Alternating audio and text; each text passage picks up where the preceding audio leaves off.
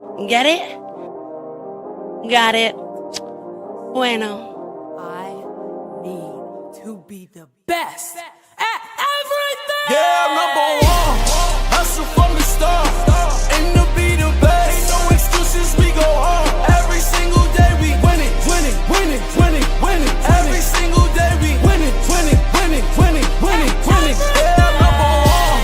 Hustle from the start. Aim to be the best. No excuses, we go hard. Every single day we winning, winning, winning, winning, winning. Every single day we winning, winning, winning, winning, winning, winning.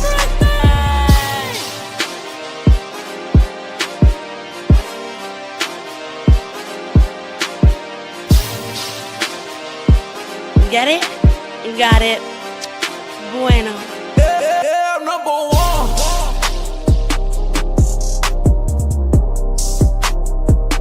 Yeah, number one.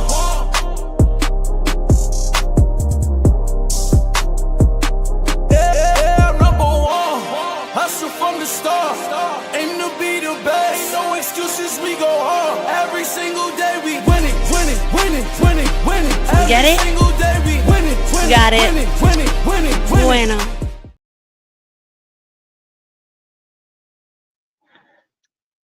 Yes, yes, indeed. Get it, got it. Bueno, she is number one. And tune in this Friday for a special Saturday Night Shenanigan on Friday, where we get to welcome La Princesa Tiffany Nieves over to the Simply Reliable Studios. And she will be granting us peasants with her time. And so please tune in for that special. But that's neither here nor there. We are here. Welcome everyone to Simply Reliable Studios presents PWG All-Star Weekend from 2005, night one of a 2-night throwback watch along that we're doing. So I'll be joined soon by JJ and James Hebert. I stress Hebert because my God, people can't read and pronounce his name wrong all the time, but it happens. So, welcome. Thank you for tuning in. We're going to watch this. If you click the link in the description, you will see it on YouTube where you can watch it along with us. And, if you want to see what we're seeing, but again, don't go ahead of us. Let us call what we're seeing before people grant what is going on or say what is going on. To be honest, I never actually watched the show, so this is new to me. This is fresh eyes. I don't know the results of everything. I'm completely stayed spoiler free. I mean, obviously it's 20 years ago, so the results are out there. But yeah, I wasn't involved in PWG. Obviously, I know the wrestlers. I know who they became, and I know I followed some of them from the independent, so I do know of them, but I don't remember exactly all the results and everything. So please, please, please don't spoil and jump ahead of everything. So again, thank you for joining. I'm just waiting for the rest of everyone. I ran the Tiffany Nieves promo there. Please tune in, not turn in. Please tune in because it's going to be fun for the interview for Tiffany. Also, please, if you haven't subscribed to the Rage of Wrestling YouTube channel, please do so. I'm at 117, gaining subscribers every day, and I just need to get over that threshold, get to 200, so my wife can send me to New Orleans for an entire month and send me to WrestleMania, along with someone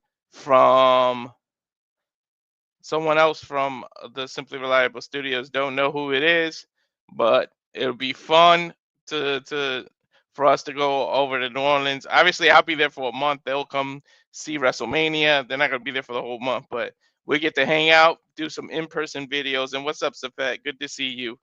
As JJ always says, and good to be seen.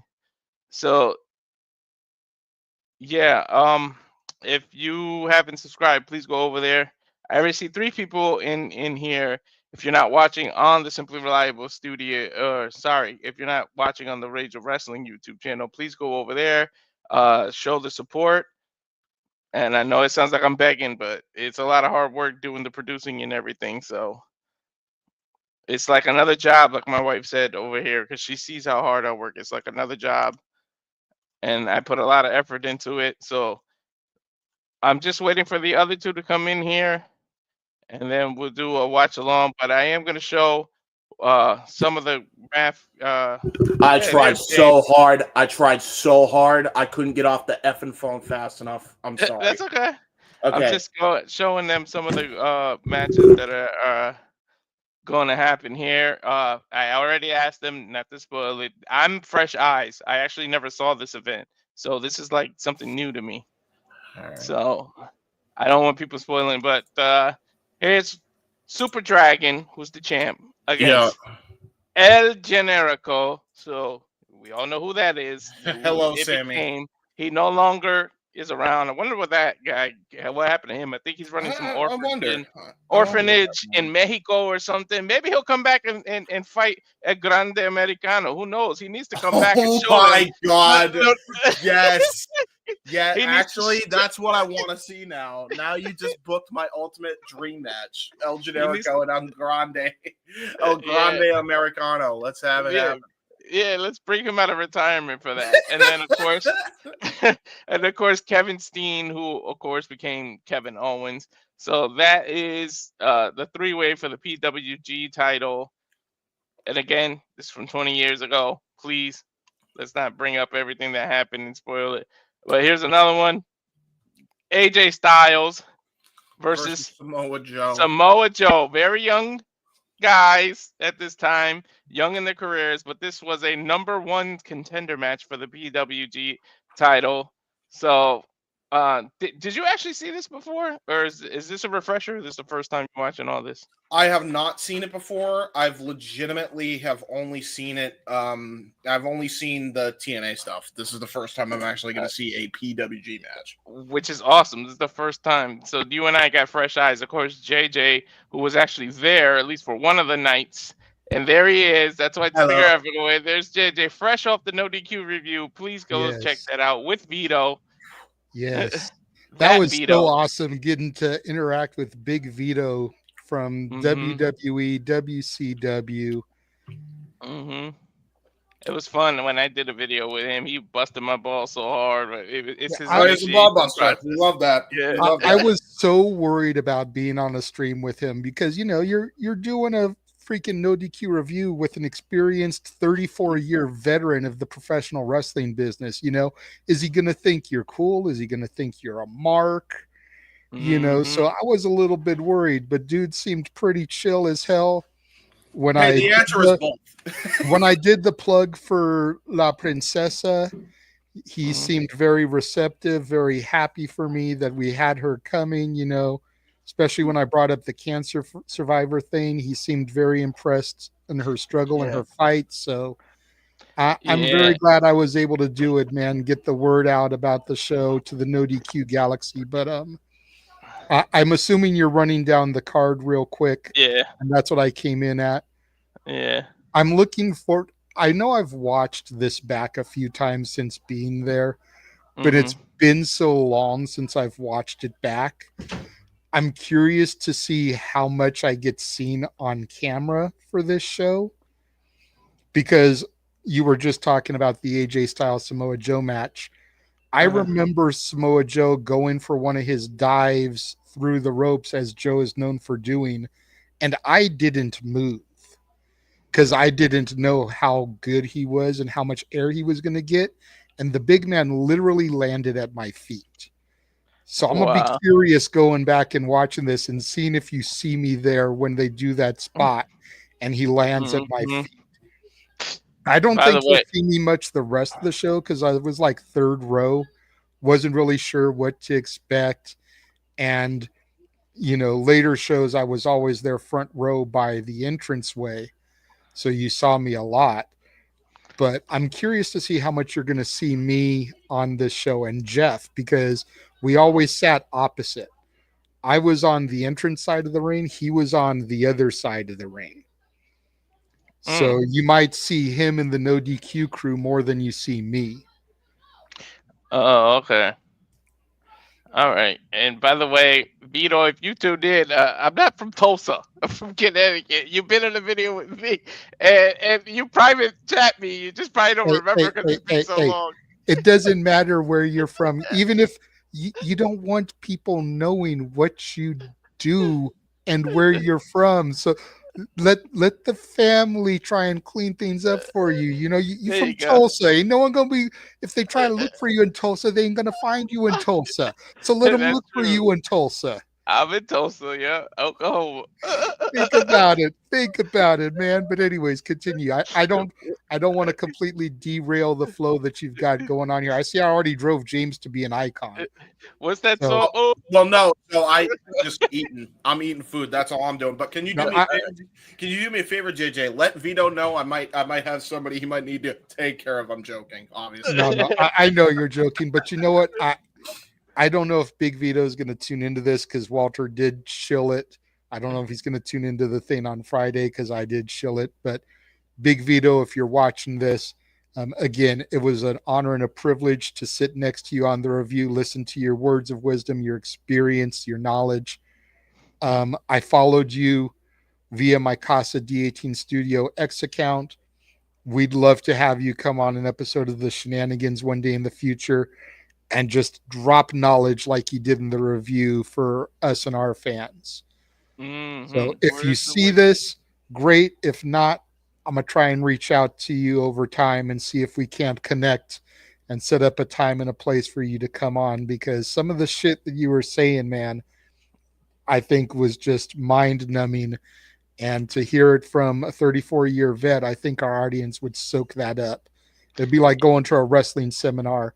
You know what I mean? And sitting and listening for 2-3 hours as a special guest speaker comes to your college class and just educates.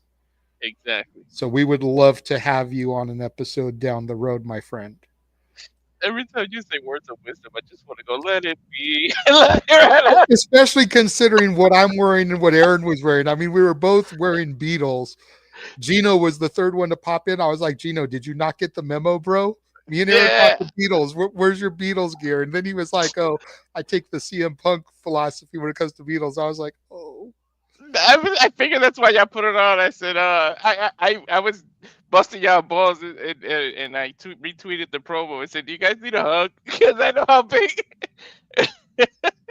I told him it was probably the one thing me and TJS agree on is our love of the Beatles. Everything else, when it comes to TJS. But anyways, again, I don't want to derail the flow here. Get back to what you're doing, and then we can, now that I'm here, we can get to the main event, the main course, if you will, once we're done running the matches down. So all right. So next up, we're gonna have Christopher Daniels, who, geez, what just happened to that guy, huh? Now, 20 years ago, he was still super active. Not what just happened with Paige, but Christopher Daniels, who is the X Division champ at this time, against Alex Shelley. Oh, I know that's going to be a banger. And again, these are fresh eyes. I've never seen this. I didn't even purposely read results or anything just so I can have fresh eyes and you can get genuine reactions of me watching this. So tune in. That's the way it should be. That's the way it should be. Just as an FYI, the way that I sent the image in the graphic chat, that's the order of the matches. Just so you know, because I actually had to edit it, but the graphic originally said match 1, match 2, match 3. But in order to make them YouTube friendly, I had to crop it down a little bit. But the order they are in the graphics chat, that's the order of the matches for when you go to do the display. Okay, cool. Running them down, previewing it like this, whatever is whatever. But just so you know, when it goes to doing the display, that's the order of the matches. Awesome. But yeah, this was cool because I want to say it was the first time I saw the X Division Championship defended live. I had met Kazarian at a UPW independent wrestling show when he was X Division champion. But if my recollection serves me correctly, he didn't defend the title on that show. He just wrestled whatever match he was there for, which is why I had to ask him after the show, like, hey, I'm surprised you don't have the belt out here, man, posing for pictures like you're the champ. And he was like, just a second, went to the back, got the belt, and that's the picture I have with Kazarian with the X Division title. It's because I basically provoked him to go get the belt and take some pictures. And it's the version you got behind you, right? Yes, sir. That's why I wanted that belt. That's the version Christopher Daniels has here.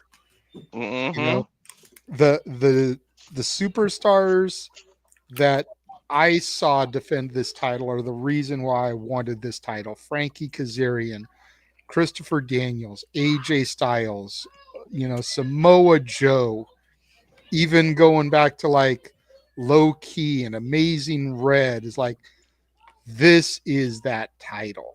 And that's why I wanted it so bad, because it represented that era of no limits. Awesome. All right. So then I'm going to here's a lot of Quicksilver, the Scorpio Sky, and speaking of, Frankie Kazarian against Joey Ryan, Scott Loss, and Chris Bosh, a very young Kazarian. Wow. Wow. Dude, it's amazing how long he's been in the business. Like, and Scorpio Sky too. You're gonna watch this match, and right out the gate, you're not gonna recognize Scorpio Sky because he's still wearing a lucha mask at this point. This match kind of started the whole year-long rivalry between him and Scott Lost that ended at the end of the year with the I Quit match that the two had in PWG. I see. Kind of went from this to a few months later, Aerial Express, Sky and Quicksilver winning the tag titles. Scott Lost ripping the mask off of Sky, despite the fact that they didn't lose the match, so he didn't have to lose the mask. Yeah. Scott just being that dastardly of a heel and ripping it off of him, to then getting to the I Quit match that culminated at the end of the year. This was kind of the start of that whole rivalry. Wow. Oh, there you go. Wow. You know, Joey Ryan, I know, is a polarizing name in professional wrestling now. Back then, not so much. Yeah. Back then, he was still the technical wizard coming out with like a Jedi cloak. You know, his T-shirt that I bought was very Return of the Jedi inspired with his logo. Yeah. So completely different gimmick. Chris Bosh, what's up, Cleaver? Good to see you here supporting. Awesome job hosting the review as always. Chris Bosh is one of those names like what could have been. He was so good, so arrogant of a heel. You know, their tag team, him and Lost, was called Arrogance, a play off the model Rick Martel's perfume spray. Used the model's entrance theme as his music. They were so good, and had Bosh, I think it was injuries, but had Bosh not had what happened to him happen, who knows where he could have been, considering the names that are on this card and where they ended up, whether it was TNA, AEW, WWE. Bosh could have been on that same level, honestly. Yeah. I think it was injuries, if I remember correctly. I think it was his neck, actually, if I remember correctly. I don't recall, honestly. And then, so the next one we'll talk about, which is what I'm really, really, really looking forward to. The American Dragon versus James Gibson. Yeah, okay. All right. I mean, if you guys don't know who the American Dragon was, that'd be Daniel Bryan. Exactly. Bryan Danielson. And James Gibson, the former Jamie Noble. Yeah. This is the technical match of the night because both of them are fucking great in the ring. And this is bald-headed, long beard American Dragon. Like, I think he technically was a heel at this point. I don't recall. Yeah. But This was my first time seeing Bryan Danielson wrestle. I'm looking forward to this. And it was right after Jamie Noble, James Gibson, had left WWE. So it was just that perfect stars aligning moment. Yeah. Who's a producer right now, too. It's funny seeing him every now and then on these pull apart brawls. You always peep him in there.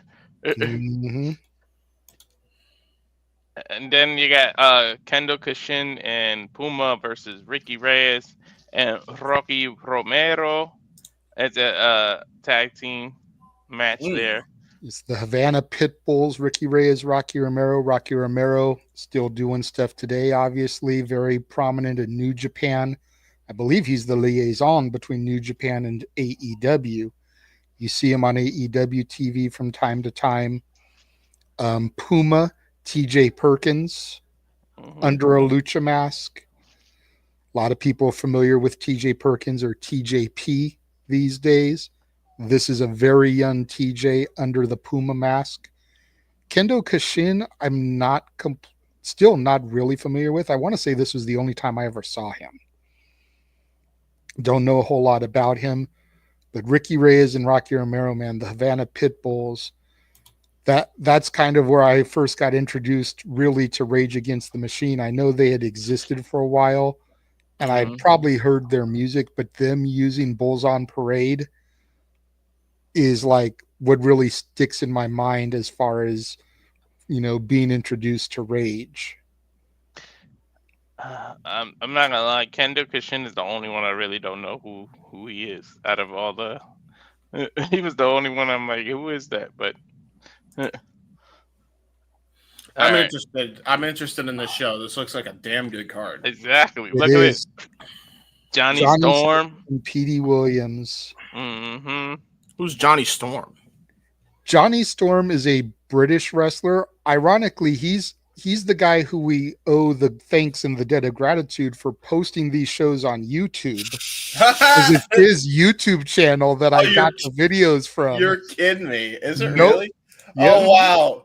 Okay. If you really do some deep diving, there are not a whole lot of PWG full shows out there on YouTube, but because he's on the card, I guess he got permission from PWG and High Spots to post it. And that's how we're able to access these to do these. It's because they're on his YouTube channel. He was on night 1 and night 2. Makes sense. Okay. Petey Williams, of course, the Canadian Destroyer. Another man who held this belt that I hold in such reverence. As I like to call him, my Canadian brother from another mother. Yeah.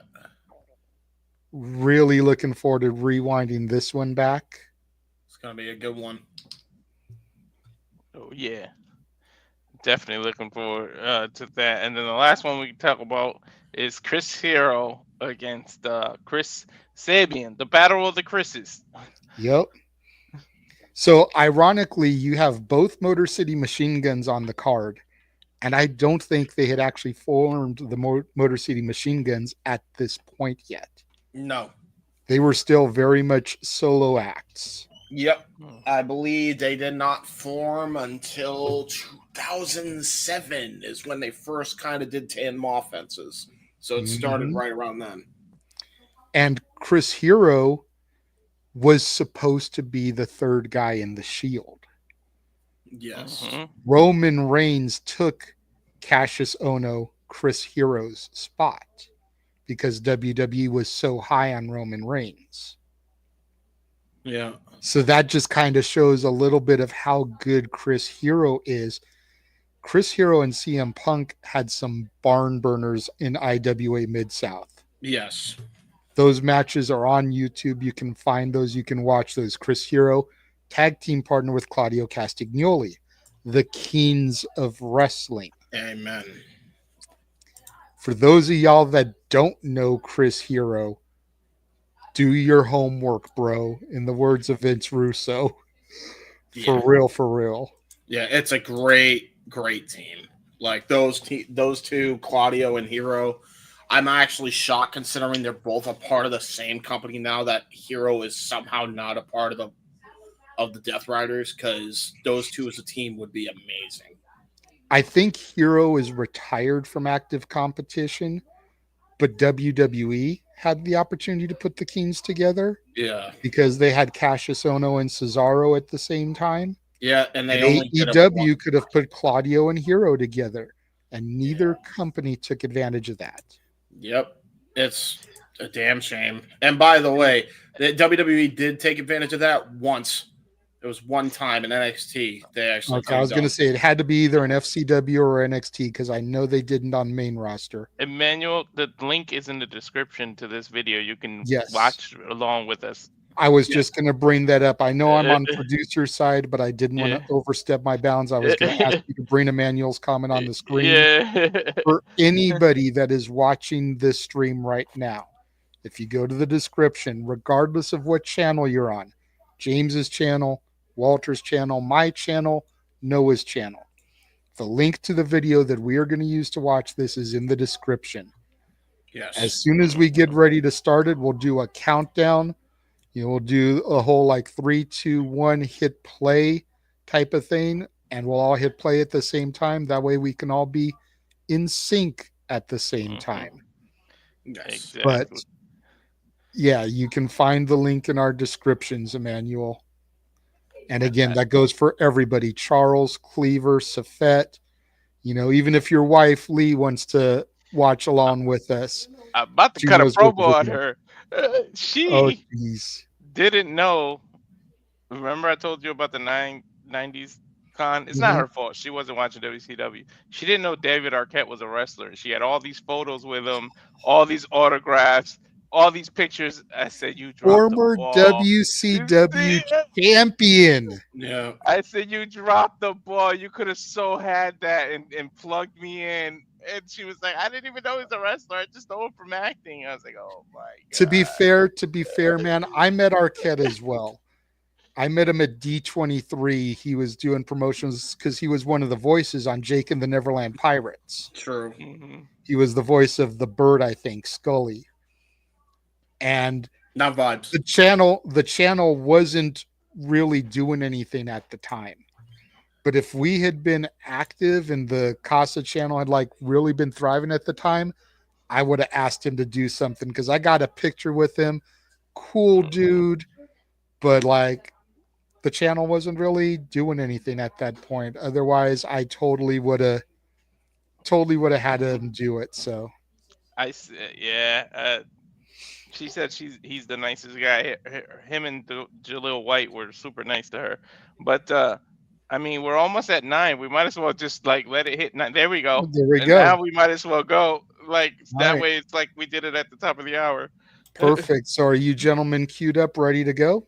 Yep. All I gotta do is hit play. James, you ready? I am ready. I'm ready to go.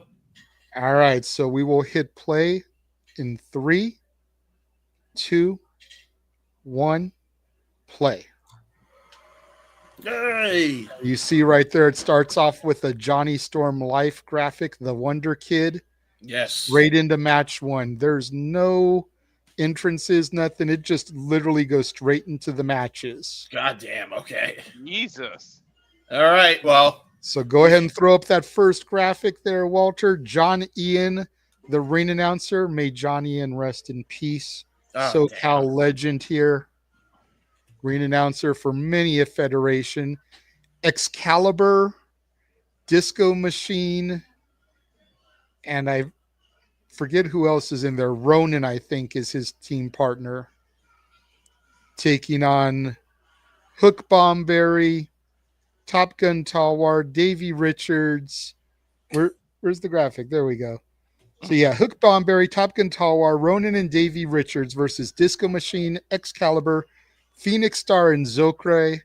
Phoenix Star and Zokre, Los Luchas, big tag team around here. Excalibur in the all-black bodysuit, still wearing the same mask you see him wear at the AEW announcement position. Excalibur starting things off with Top Gun Talwar. I'm laughing at how redundant it is. I don't know why I created banners when the little graphics are the names of the matches. It's all good. I that was my call. I was like, well, we kind of established that that's kind of what we do, so why not just that's fair. That's fair. Plus, I mean, if we ever do post a video with the video up here, like I did for some of the La Princesa matches, still got the ticker to show the names. Yeah. Oh, nice shove there by Excalibur. Not wasting any time with this guy. Top Gun Talwar was one of those comedic wrestlers, you know. Dude came out to Kenny Loggins' Danger Zone from the movie Top Gun. Of course he does, which is on his tights, by the way. Of course. And if you look at the logo on his chest, it's very much Top Gun inspired there. Oh, he's a maverick. Here's the real question. Can he wrestle better than he can do commentary? Because his commentary, woo! Excalibur is not a horrible commentator. I just think he's too gimmicky because he still wears the mask and everything, much like Lawler all those years still had the crown and tights. For the record, he had a really good pinning combination, but another one followed up here by what's his face? Top Gun Talwar. Top Gun Talwar. Top Gun Talwar and Hook Bomberry would later on become a tag team called Gunning for Hookers. So how now we got Disco Machine in the ring. How loose were the ropes? Because they look pretty. You know, pretty loose. Davey Richards in for the other side, one half of the American Wolves, along with Eddie Edwards. Can we just talk about this real quick? We got to now, because I love how they give so much shit to Disco Inferno, but they have a fucking wrestler named Disco Machine. from Studio 54. Yeah, from Studio 54. But no, it's okay for Disco Machine to be a thing, but Disco Inferno, no, he was a jobber kid, never gonna make it in the business. See the hypocrisy there? Just figured I'd point that out. Sorry. I had to. It was a gimme. Hook Bomberry in now. And I believe Zokre in on the other side. Should be interesting. By the way, I think out of all the people I'm most impressed with this Excalibur out of the little things we've seen. They actually showed he got some wrestling chops. Excalibur was actually a decent wrestler. Him, Super Dragon, and Disco Machine made up a stable called the S.B.S. Yes, well, there was an incident with those infamous three gentlemen that you just mentioned. Fun fact, this is the first Excalibur match I've ever seen. So this is the first time I'm seeing him wrestle. I think it's a lot of people's first time seeing Excalibur. So many people are used to seeing him as a commentator these days. Ooh. And they don't realize that he actually was a pretty well-established independent wrestler out here in SoCal. Very good tilt-a-whirl backbreaker here by the Luchador. Now going for a tilt-a-whirl head scissors. Got all of it. Whoo! And now he's not even anywhere near his corner. Crawls back desperately to try to get a tag. Yeah, what the hell was that? Here comes, I believe, Phoenix Star in. Hook Bomberry still in for the other side. Here comes Top Gun Talwar. It looks like we might be going for a double team move here by the Luchas. Ooh, double stomp to both individuals. Very nice. A single double stop. That was pretty cool. I like that. That was very nice. Right Ronin in now. Ronin would get chants from the crowd of Hello Kitty because of his mask there. I totally see it too. Hello Kitty was around in 2005? Dude, Hello Kitty's been around for a minute, bro. Was it? Yes. I thought that was a freaking Gen Z thing. No. No. God, that wasn't a Gen Z thing. Pop-up bullhammer in the martial arts kick. It was big it was big in Japan for some years before it came to America. So remember, it was in Japan too. Listen, he ain't no Hello Kitty. That motherfucker acted like a jaguar, and he pounced on that boy. Rawr. These damn dances by Disco. I can't take it. Here comes Davey Richards again. Nice drop down elbow, goes for the pinning combination, gets a 2 count by referee Rick Knox. Yeah, very much. Same Rick Knox that is an AEW official. Yeah, that was a very good corkscrew elbow. Good PK there by Davey Richards. Always been technically sound even all the way back then. That was a huge kick, dude. I heard that. Oof. Yeah, that was hard. You can That's hear what that I like. Bingle Hall. That's what I like about the independents, the sound, the way the sound travels, man. You could hear these moves, man. Mm-hmm. I mean, this was just a little Jewish community center. Like, on a good night, we probably had, I think there were about 300 people in attendance for this show. True. And you look at how small this room is, how everyone is bunched together. You can understand why, with the lights and the close knit of how we all are, why it got the nickname the Sweat Box. Yeah, no shit. I mean, Yeah. it's That light in the corner is super bright. See, this is where you have to have Mort Goldman say the actual name. It's the Sweat Box. Ben Stiller runs it. I'm surprised Paul Heyman never said that. While you were saying busy in the Sweat Box. That would have been hilarious. Dude, could you have imagined? Like, if Kenny Omega comes in to WWE at any point, that's a line he definitely should say. He should say if they're smart and feud him with Roman or Punk, whichever he aligns with. Here comes Top Gun again. Hi, Top Gun. Again, Top Gun was always more of a comedic wrestler. There was a time, I think it started maybe about 6 months after this, where he would actually come out with powder under his nose and face like he had been snorting cocaine before the match. So you're telling me that this and he did this on a regular basis. It wasn't just like a one shot, like it was part of the gimmick. So he's a coke fiend on top of that was part of the shtick. Part of the shtick. He wasn't. Dude, his mom actually ran the concession stand. Mama Talwar had some of the best concessions that there ever were. Oh, wow. Ooh, nice saving grace off the springboard of the neck breaker. Good. Excalibur and to break up the pinfall attempt there. That was brilliant there. But yeah, this guy is definitely showing his chops here. I mean, he's showing he's much more than comedy. Definitely the original Chad Gable, if you will. He was Cocaine Kane before Kane was a thing. Ooh, good Pele kick right to the back of the head. Again, I believe Phoenix Star is the one with the shorts. Zokre has got the straps. Wait, that's not legal. He tagged 3 people in. That's not legal. With this many people in a match, man, you got to get smart. Excalibur with a suicide dive through the ropes, Disco Machine and Zokre going through and up and over respectively. No shit! Holy shit! Springboard off the top. Somersault plancha there, taking out Ronin. As someone who used to wrestle, that's so much more comfortable in shorts and like stuff like that rather than tight ass gear. Really? Hell yeah! Wait, you used to do. Wait, hold on. Pause. You're telling me you did springboards? No, I'm talking about in general. The gear that they got, the loose shorts and stuff, feels so much more comfortable. Like you have no idea how much better it is. I was about to say. I'm like, okay. Dude, I wasn't always big, by the way. I used to play football. I was in shape when I was younger. That's fair. Excalibur and Davey Richards in the ring now. Ooh, nice insecurity there. Nice wrist control into the Northern Lights. A 2 count for Davey Richards. JJ can attest to this because, like, as someone used to wrestle, I look at things a little different. Right now, I feel bad because I know Excalibur's got to be hot as shit in that full bottle suit. Blue Thunder Bomb still didn't get a 3 count. Although it was broken up, so this was back then. Oh, great power bomb, though. Even back then, they couldn't get the win with the Blue Thunder Bomb. Ooh, DVD. Driver. Jesus. Ronin with the pinfall attempt. Phoenix Star gets the break there. By the way, have you seen yourself yet? No, not yet. Oh, nice West Coast pop there. There's 2 and a nice breakup there from the opposing team. Davey Richards actually in there to break it up.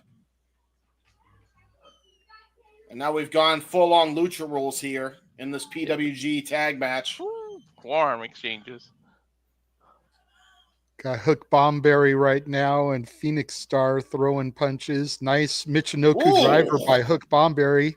Yeah, that was a gets the 2 count. Driver. That was a version 2, by the way. I always loved that move, by the way, the Michinoku driver. Yeah, when you do it right, it's a freaking great finishing style maneuver. And it's won more matches than a Blue Thunder Bomb. This is accurate. That's true. Sorry, Noah. I mean, let's be honest. Even when it was originally Val Venus's move, it never finished matches. Nice choke breaker, choke slam backbreaker into a cover. There's 2 and a break up there by Danger Zone man. Deep hook of the leg there by Disco Machine there. Yeah, Disco Machine almost had it. Disco Machine showing he's got the wrestling IQ. So you're saying he's got the moves? He does have the moves. And just for reference, Top Gun, Disco, and Excalibur were all part of the PWG 6 that helped start and found the company here. Oh, okay. And all of them in here in this opening contest. Super Dragon, the champion in the main event, was one of the other 6. And then Scott Lost and Joey Ryan were the other 2. Jesus. Shooting Star Press. Oh my God. Gets the 3 count off of it, and the babyface is here with the victory. That was amazing. You got to put this ring together? Because I know you used to build rings and stuff. No, that was for Battleground. That was a great go right in here to match 2, Chris Hero and Chris Sabin. Bro, that match was there was so much to talk about in that match. That ending sequence with the German suplex by Excalibur to the shooting star was very clean. I'm kind of glad this is old school Sabin. Is it just me, or does Ace Austin kind of look like a modern day version of OG Sabin? Yeah, I see it. Yeah. Like, I've been thinking it for so long, but I didn't want to say it because so many people have this modern image of Sabin and don't go back to this like I do. But you look at like 2005 Chris Sabin here and tell me he doesn't look like Ace Austin.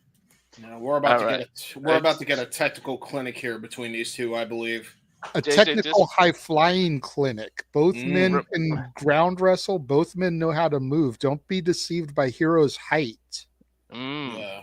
Just remind me to click right, guys, to get the graphic in order. Because instead of backing out and going back in, I'm just gonna click. You're gonna swipe right? Yeah. Good one, dude. Whoa! Wow. Sabin with the great maneuvering there, reversing the hammer lock there that Hero had locked in. Guys were so innovative with the most basic fundamentals, by the way. Mm-hmm. Like a wrist lock is such a time-tested thing as part of pro wrestling, and for these guys to be able to counter each other's wrist lock into other variations of wrist lock is a sight to behold. Did you see the way Hero just reversed it there? Did a handstand that was brilliant. Into a kip up and then reversed the momentum here. Now Sabin side headlock takedown. Dominant position here by the future Chris Sabin. What's funny is we do all this watch-alongs and everything. Watching this makes me miss wrestling so much, like physically doing it. Dude, you and me both, man. This was the time when I was wrestling full time. So I was watching the WWE product on a regular basis. I was watching TNA on a regular basis. I was going to PWG at least once a month, if not every other week, because after April here, they started doing shows like every couple of weeks. You'd get 2 shows a month. Ooh. I was going as much as I could, trying to soak everything up and study, because you wanted to know what that you could adapt to your own style. By the way, look at the way he was still able to maintain that headlock in. That was a struggle the way they made that look. That was brilliant. Nice reversal. Wow. And I don't know if you guys really are catching it, but listen to the way the crowd is here. It's almost like watching an old Japanese match. The crowd is so silent. Yeah. Wow. Just are you kidding me? Everything up. Applauding at the right time. Applauding at the right time. You see the applause here for the athleticism and the ability. But there's not a bunch of stupidity coming from the crowd. No. Yeah. No Chris. That's the one thing. That's the one thing I love about these is there was an option on these DVDs. You could get the commentary that was recorded later by Excalibur, Disco Machine, etc. But the version that Johnny Storm's put up here, there's no commentary. You're just kind of taking it all in the way it felt watching it live. Nice. Just listen. Listen to the silence from the crowd as they appreciate the maneuvering and the ability and the athleticism of the performers. Definitely. That's what I love about when NJPW, when you go on the website, some of them have no commentary and you can watch it like this. Mm-hmm. And again, they say that the worst reaction you can get is no reaction, but there's a difference between not reacting to a big spot and showing your appreciation for the ability. Wow. That was again, you hear the applause there after that huge drop kick. So we still made noise and appreciated big spots. Yeah. But we're not trying to get ourselves over as a fan base. You know what's Definitely. amazing about that is, again, Hero's a very tall guy. He's deceivingly tall. And for him to be able to pull off that drop-down drop kick, like that's a basic stuff you learn in wrestling school. He made that look like it was done by a pro, man. Like that's what's so crazy about that. And this is early Chris Hero. Like this dude looked like he was a veteran of the game already by this point. Yeah, this is a Chris Hero that had just pretty much come off the circuit with Punk. Because you figure the show prior to this was Punk's last PWG show. Before going to OVW and starting everything that he did there. So this was right after all of that shit with Hero. Oh, nice. The crowd does react at the right times. I do love that. That was a good point, JJ. Let's talk about this though. That handspring out of the corner, and he does a double stomp. I think he may have hit him right in the Sabins. I think his groin is going to be hurting for a while. And, did you say right in the Sabins? He did, right in the mommy daddy fucking Sabins, yes. Right in the testicles. Nice I drop. did that. By Sabin dropped Hero there. He dropped him. Dude, he legit kicked him in the head. That was a receiver. I broke JJ the other day because Cappuccino Jones was wrestling and he got grind like that. And I said, right in the coffee beans. And JJ just broke. I popped so hard for that. That's a good one. And now look at that, man. He's just smashing the back of his head. I think he's pissed that he just got stomped right in the dick. He is taking his aggression out on Chris Hero here. Nice snap there. Applying the chin lock, and look at the way he wrenches on him. Notice the knee in the back for added pressure there as well. Yep. Putting momentum and pressure on the spine as he pulls back the head and neck. Dude, I just noticed Chris Hero is basically doing the Superman emblem on his shirt. Oh, yeah. Yes, that's exactly. That's what he was known for back then. Yeah. Went for a jawbreaker. Sabin countered out of it, had it scouted, drop kick to the back of the head and neck. My neck hurts. I've never seen that before. Dude, that was like right on the neck. That's dangerous. Huh. That's a brilliant counter out of the standard ass jawbreaker. That was brilliant, actually. Now just stepping. There's a reason why Sabin used to have the nickname The Future, just like Frankie Kazarian. Yeah. Both guys were supposed to be the next generation of high flyers. Yep. TNA capitalized on that in the early days and had a lot of matches between the two of them. Ooh! The Future. Look at this. Butterfly lock, tarantula style over the turnbuckles, just wrenching on those arms. Using every bit of a 5 count. Absolutely. Now gonna go for a neck breaker, it looks like. Possibly. Oh! Edge-o-matic jawbreaker, but to the back of the neck. Very innovative there by Sabin. Hero hung up there on the top rope in a very bad way. Now going to go for a regular snap nair to follow up. Going to go for that single leg drop kick. Almost a Swerve's house. Right right? Temple. Nice hook to, actually, a lateral press that time. Very, very aggressive kick out there by, Chris Hero, rather.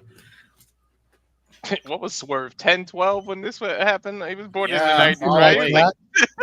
Yeah, he was a young boy watching this. if he was even watching wrestling by that point. Ooh, nice shoulder breaker onto the wrist, and now a wrist capture suplex there. Very innovative this time by Chris Hero.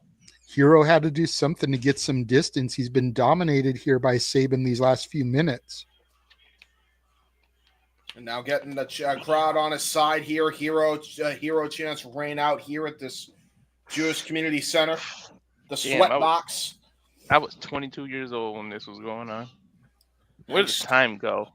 Oh, discus elbow to Sabin's elbow. Again, innovative stuff. TNA kick right to the gut, though, by Sabin and into a hangman's neck breaker. Right over the shoulder blade. Goes for the inside leg. There's 2 and a kick out.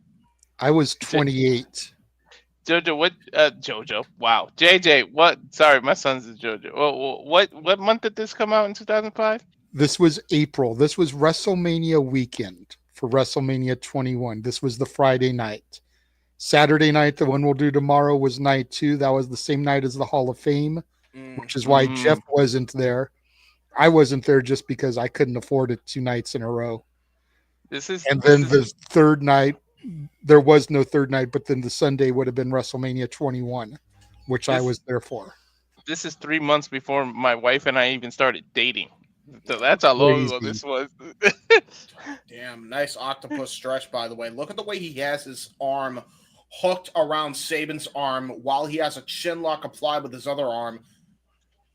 Ooh, great counter out of it. Ooh. Nice pinning predicament. Crucifix counter by Sabin. Hero gets out of it. That was a bit close for comfort there for Hero. Their neck kind of rolled in the ring when they did that. Yeah, no shit. Oh, a nice leg drop. A little short-range leg drop. Another one by Sabin, and now he's just really targeting the back of that neck. Head full of steam when he did that. Ooh, kick out at one, though, by Hero. Defiant. Hero's starting to hulk up a little bit. He's trying to feel that momentum, trying to get a little bit going here for him. No, Irish whip here by Sabin. Tries to charge in. Nice elbow strike right to the bridge of the nose of Sabin. Got the arm into a nice arm breaker. That's a Tower of London special there. But this time with the arm, just wrenching on that arm. JJ, seriously, thanks for having us do this, yo. This is just, I'm loving this, man. Yeah, this was big for me, dude. Like I said, I had gone to a couple of independent shows in 2004 before this, but this really was kind of like my gateway into independent wrestling, because this was the closest I could get to TNA at the time. Like TNA was still like in their little home base in Florida, and they didn't travel. Yeah. So if I wanted to see the stars of TNA, I had to go to an independent promotion, and we had Chris Sabin, Petey Williams, AJ Styles, Christopher Daniels, Frankie Kazarian. You know, Samoa Joe would come a little bit later. He wasn't there at the time. But like Chris Hero had been there early on. There's even a TNA trading card of Chris Hero. By the way, key lock knee drop right to the inner elbow there of Sabin.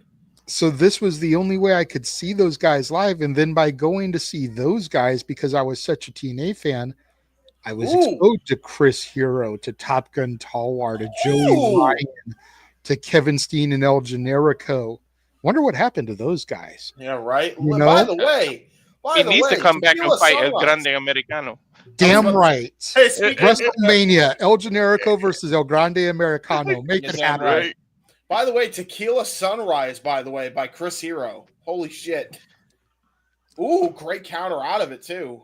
Got to the ropes. He basically broke out of it when he reached for the ropes. Make it a mask versus mask match. One has to. You know what? That's a great long-term payoff for the Sami Zayn Chad Gable feud. Hell yeah, it would. Yeah. Ooh, trying to go for a Northern Lights suplex with the arm capture. Great counter out of it there by Sabin. Now tries to go for a stalling suplex. But you're very welcome, Walter. Like I said, this was a huge moment because essentially this is where I met Jeff. And we all know what the Jeff and JJ partnership kind of led to. Ooh! Hooks the leg. Be here right now if this night. If this night didn't happen, we wouldn't be here. Yeah.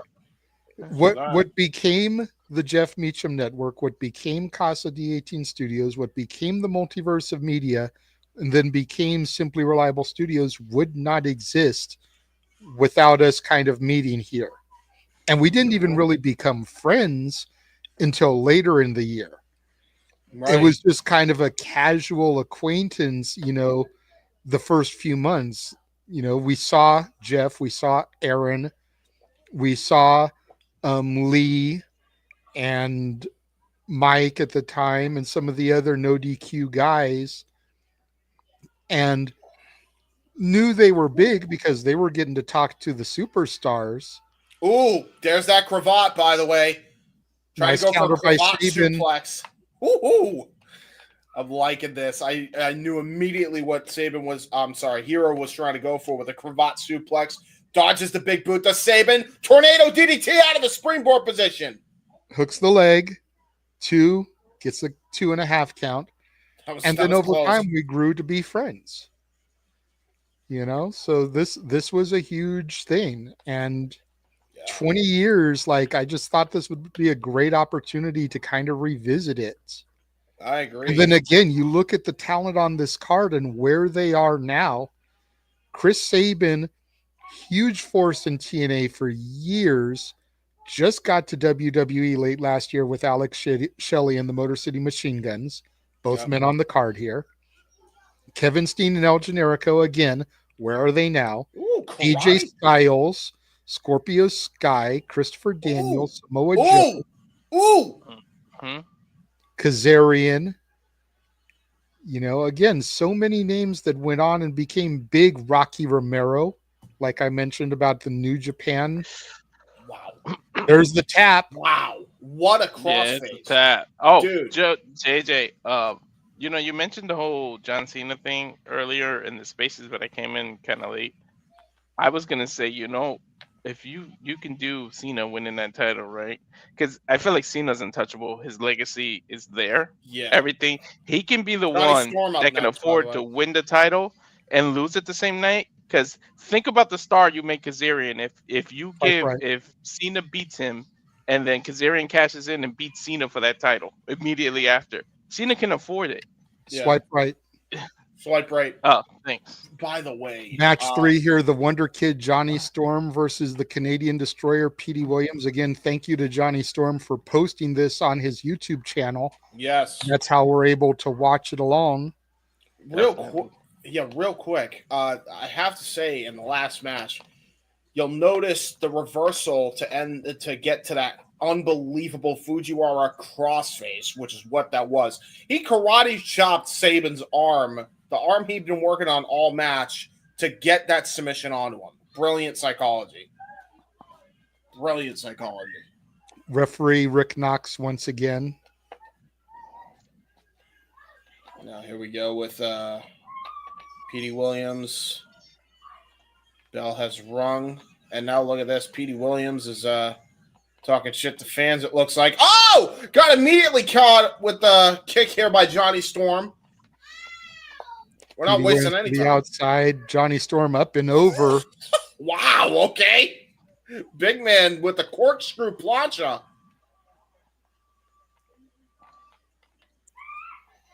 That was amazing. That was really clean, too, by the way. You'll notice how hard they hit those, by the way. Like, they did not pull punches. That was no. And you notice there's no mats outside the ring. It is just a basketball court. Oh my God. It is hardwood. Well, speaking of hardwood, he just got a leg drop right onto the apron with a leg drop. And now here we go. We're just fast and furious from the opening bell here. Johnny Storm with an excellent arm drag. Steamboat-esque. Yeah, it was.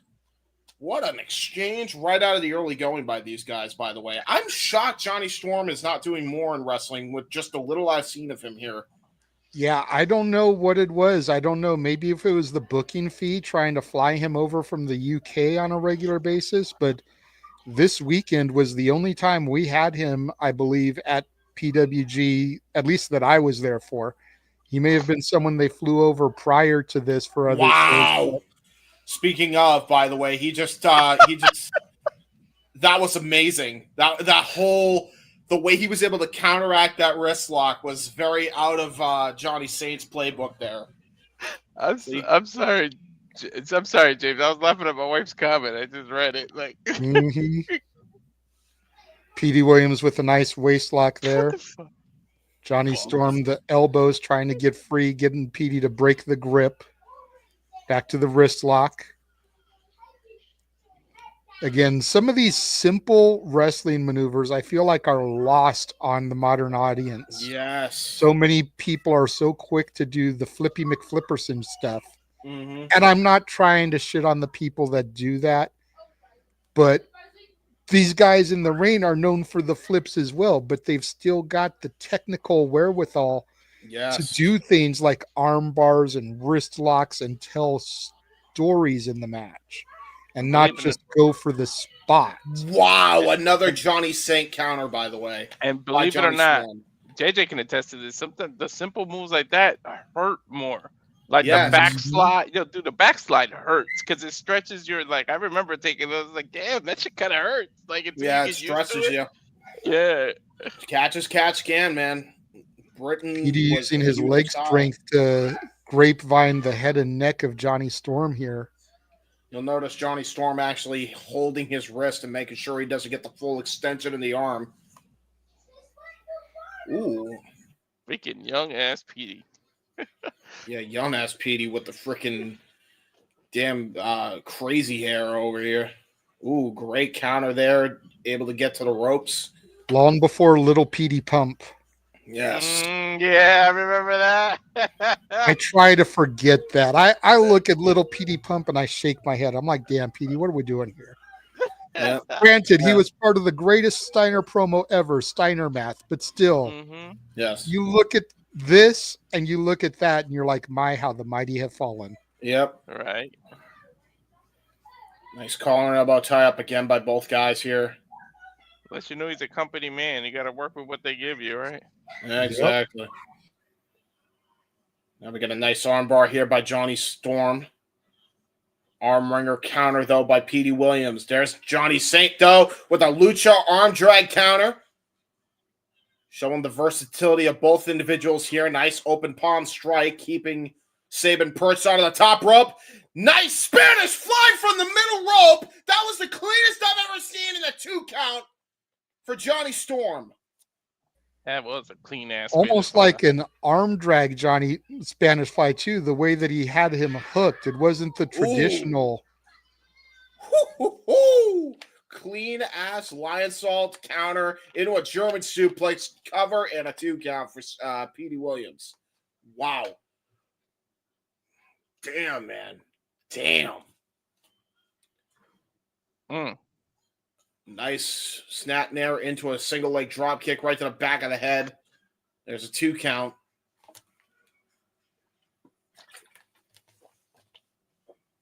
Just brilliant psychology by both guys. Shot right to the gut. Boxing instinct coming into play. Those are some boxing shots, but a great Scorpion death drop counter that time by Petey into a cover and a 2 count. Notice how he hooked both legs there. He was not taking Johnny Storm lightly. No. Yeah, some people now need to learn that. Hook both damn legs. And now shushing the audience here. It looks like he's going to try to go for maybe a hesitation drop kick here. Oh, nope. Just going to club him right in the back to try to keep him down. Petey Williams in full control here. Going to try to go for a backbreaker. Got all of it. Up. I don't know what the heck happened with Walter. Walter just dropped. Up. There he comes. Here he comes to save the day. Hey, Walter. What happened? I don't know. That was weird. Well, we need graphic. Yeah, I'm bringing it back. Nice straight jacket, really by the way. Straight jacket, chicken, kind of a straight jacket chin lock here. Both guys showing their technical wrestling chops, very much catch can style. Tried to go for a wheelbarrow suplex, did Petey Williams. Ended up turning it into a Northern Lights. A kick out of 2 by Johnny Storm. Got the shoulder up at the nick of time. Going to try to wear the man out by just pinning him. That's how you exhaust your opponent. Ooh. Innovative cover there.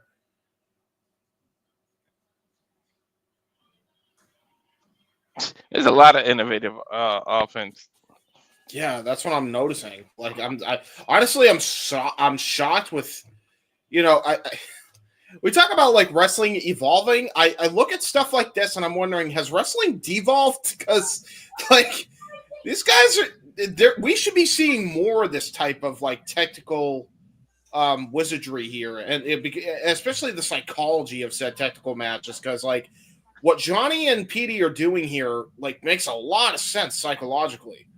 We should be seeing more like quote unquote botches and mess ups. This is An independent indie wrestling. We see Yeah. more on actual national TV now than this. This was way cleaner. Wow! Are you kidding me? Springboard, reverse out of the German attempt into a freaking spring out of that into a DDT. That was the cleanest I've ever seen. Just to say, speaking of clean, that DDT was crazy. In a lot of ways, I think you're right there in how professional wrestling has devolved. Mm-hmm. Yeah. Because, again, you look at how long these matches are going. And yeah, it's about the same length of time that AEW gives their matches. But AEW fills their stuff with all the high fly stuff. And rarely do you get matches that are this technically sound. Look at the way they're striking, too, by the way. God damn. Yeah. Springboard into a Hurricane Rana there by Johnny Storm, bouncing off both middle ropes.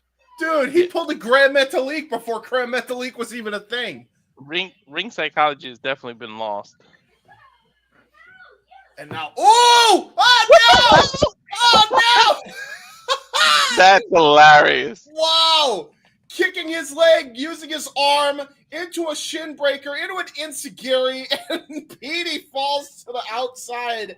And the sell by Petey was so brilliant. That's some Ric Flair-esque selling there. Shawn Michaels-esque selling from the Canadian Destroyer Petey Williams. We might see JJ here now that they're outside. Oh my god, dude. That is crazy. I see a dude with a slick back hair that looks like he's a mobster, but I don't think that's JJ. Hurricane Rana. Oh my god. Wait, did you see how he spun on his back in the ring before he did that? That was awesome. Yeah, that was really good by Johnny Storm. And what a Hurricane Rana, by the way. Unbelievable Hurricane Rana. Oh my god. I got PTSD staring at those gym mats. And I was just taking a rest here at one of the fans' seats at ringside. I think they're on the hard camera side, which would put me on the other side of the ring. Gotcha. Okay. Now look at this. It looks like PD going to try to climb back out of the ring here, maintaining offense here against Johnny Storm. Irish Whip, though, gets countered by Johnny Storm. Trying to go for a Hurricane Rana. Tried to go for a power bomb. Did Petey Williams. And got countered with a brilliant Russian leg sweep counter. Ooh. And if you remember old school Petey Williams, that's usually one of the setups there before he goes for the Destroyer. He does that tilt-a-whirl into the side Russian. Yep.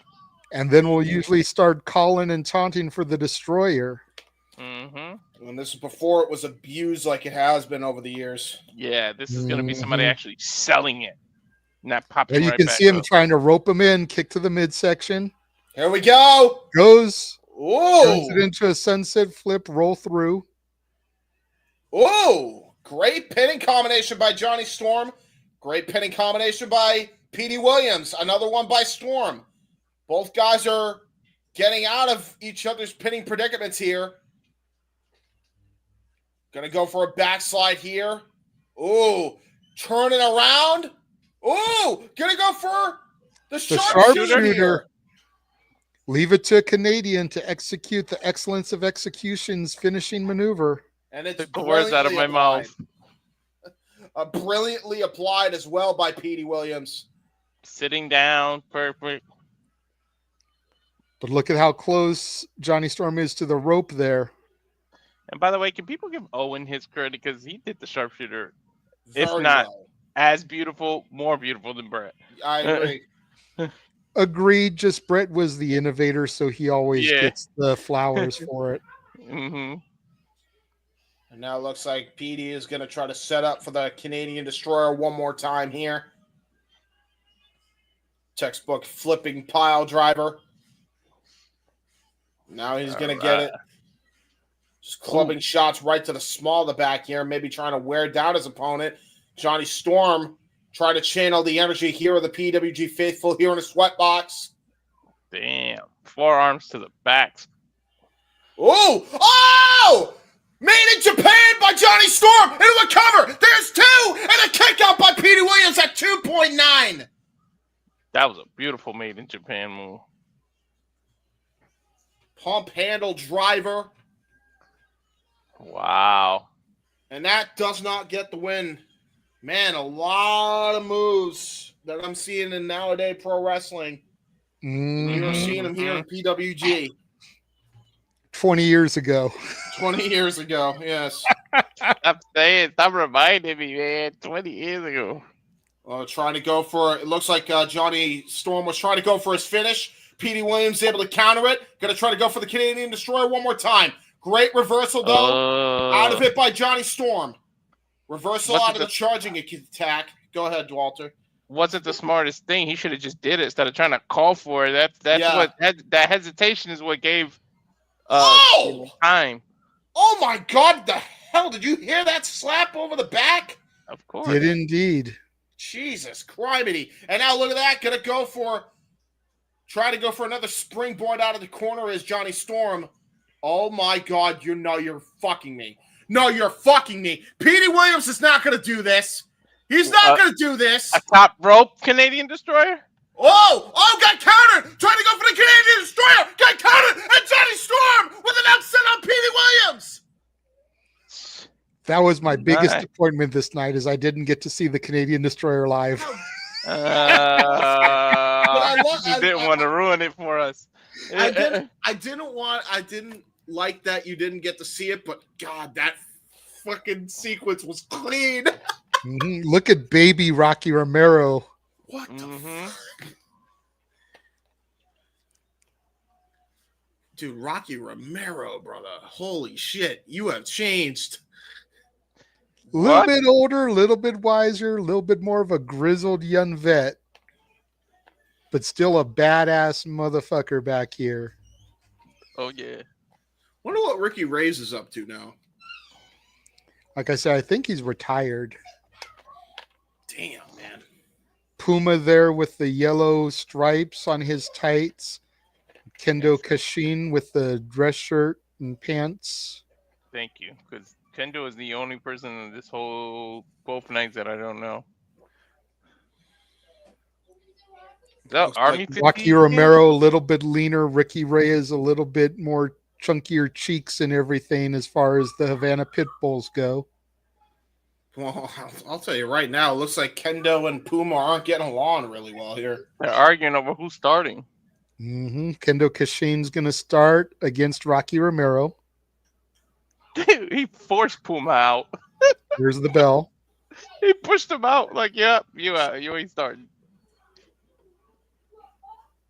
Rocky Romero getting the tag right away, brings in Puma.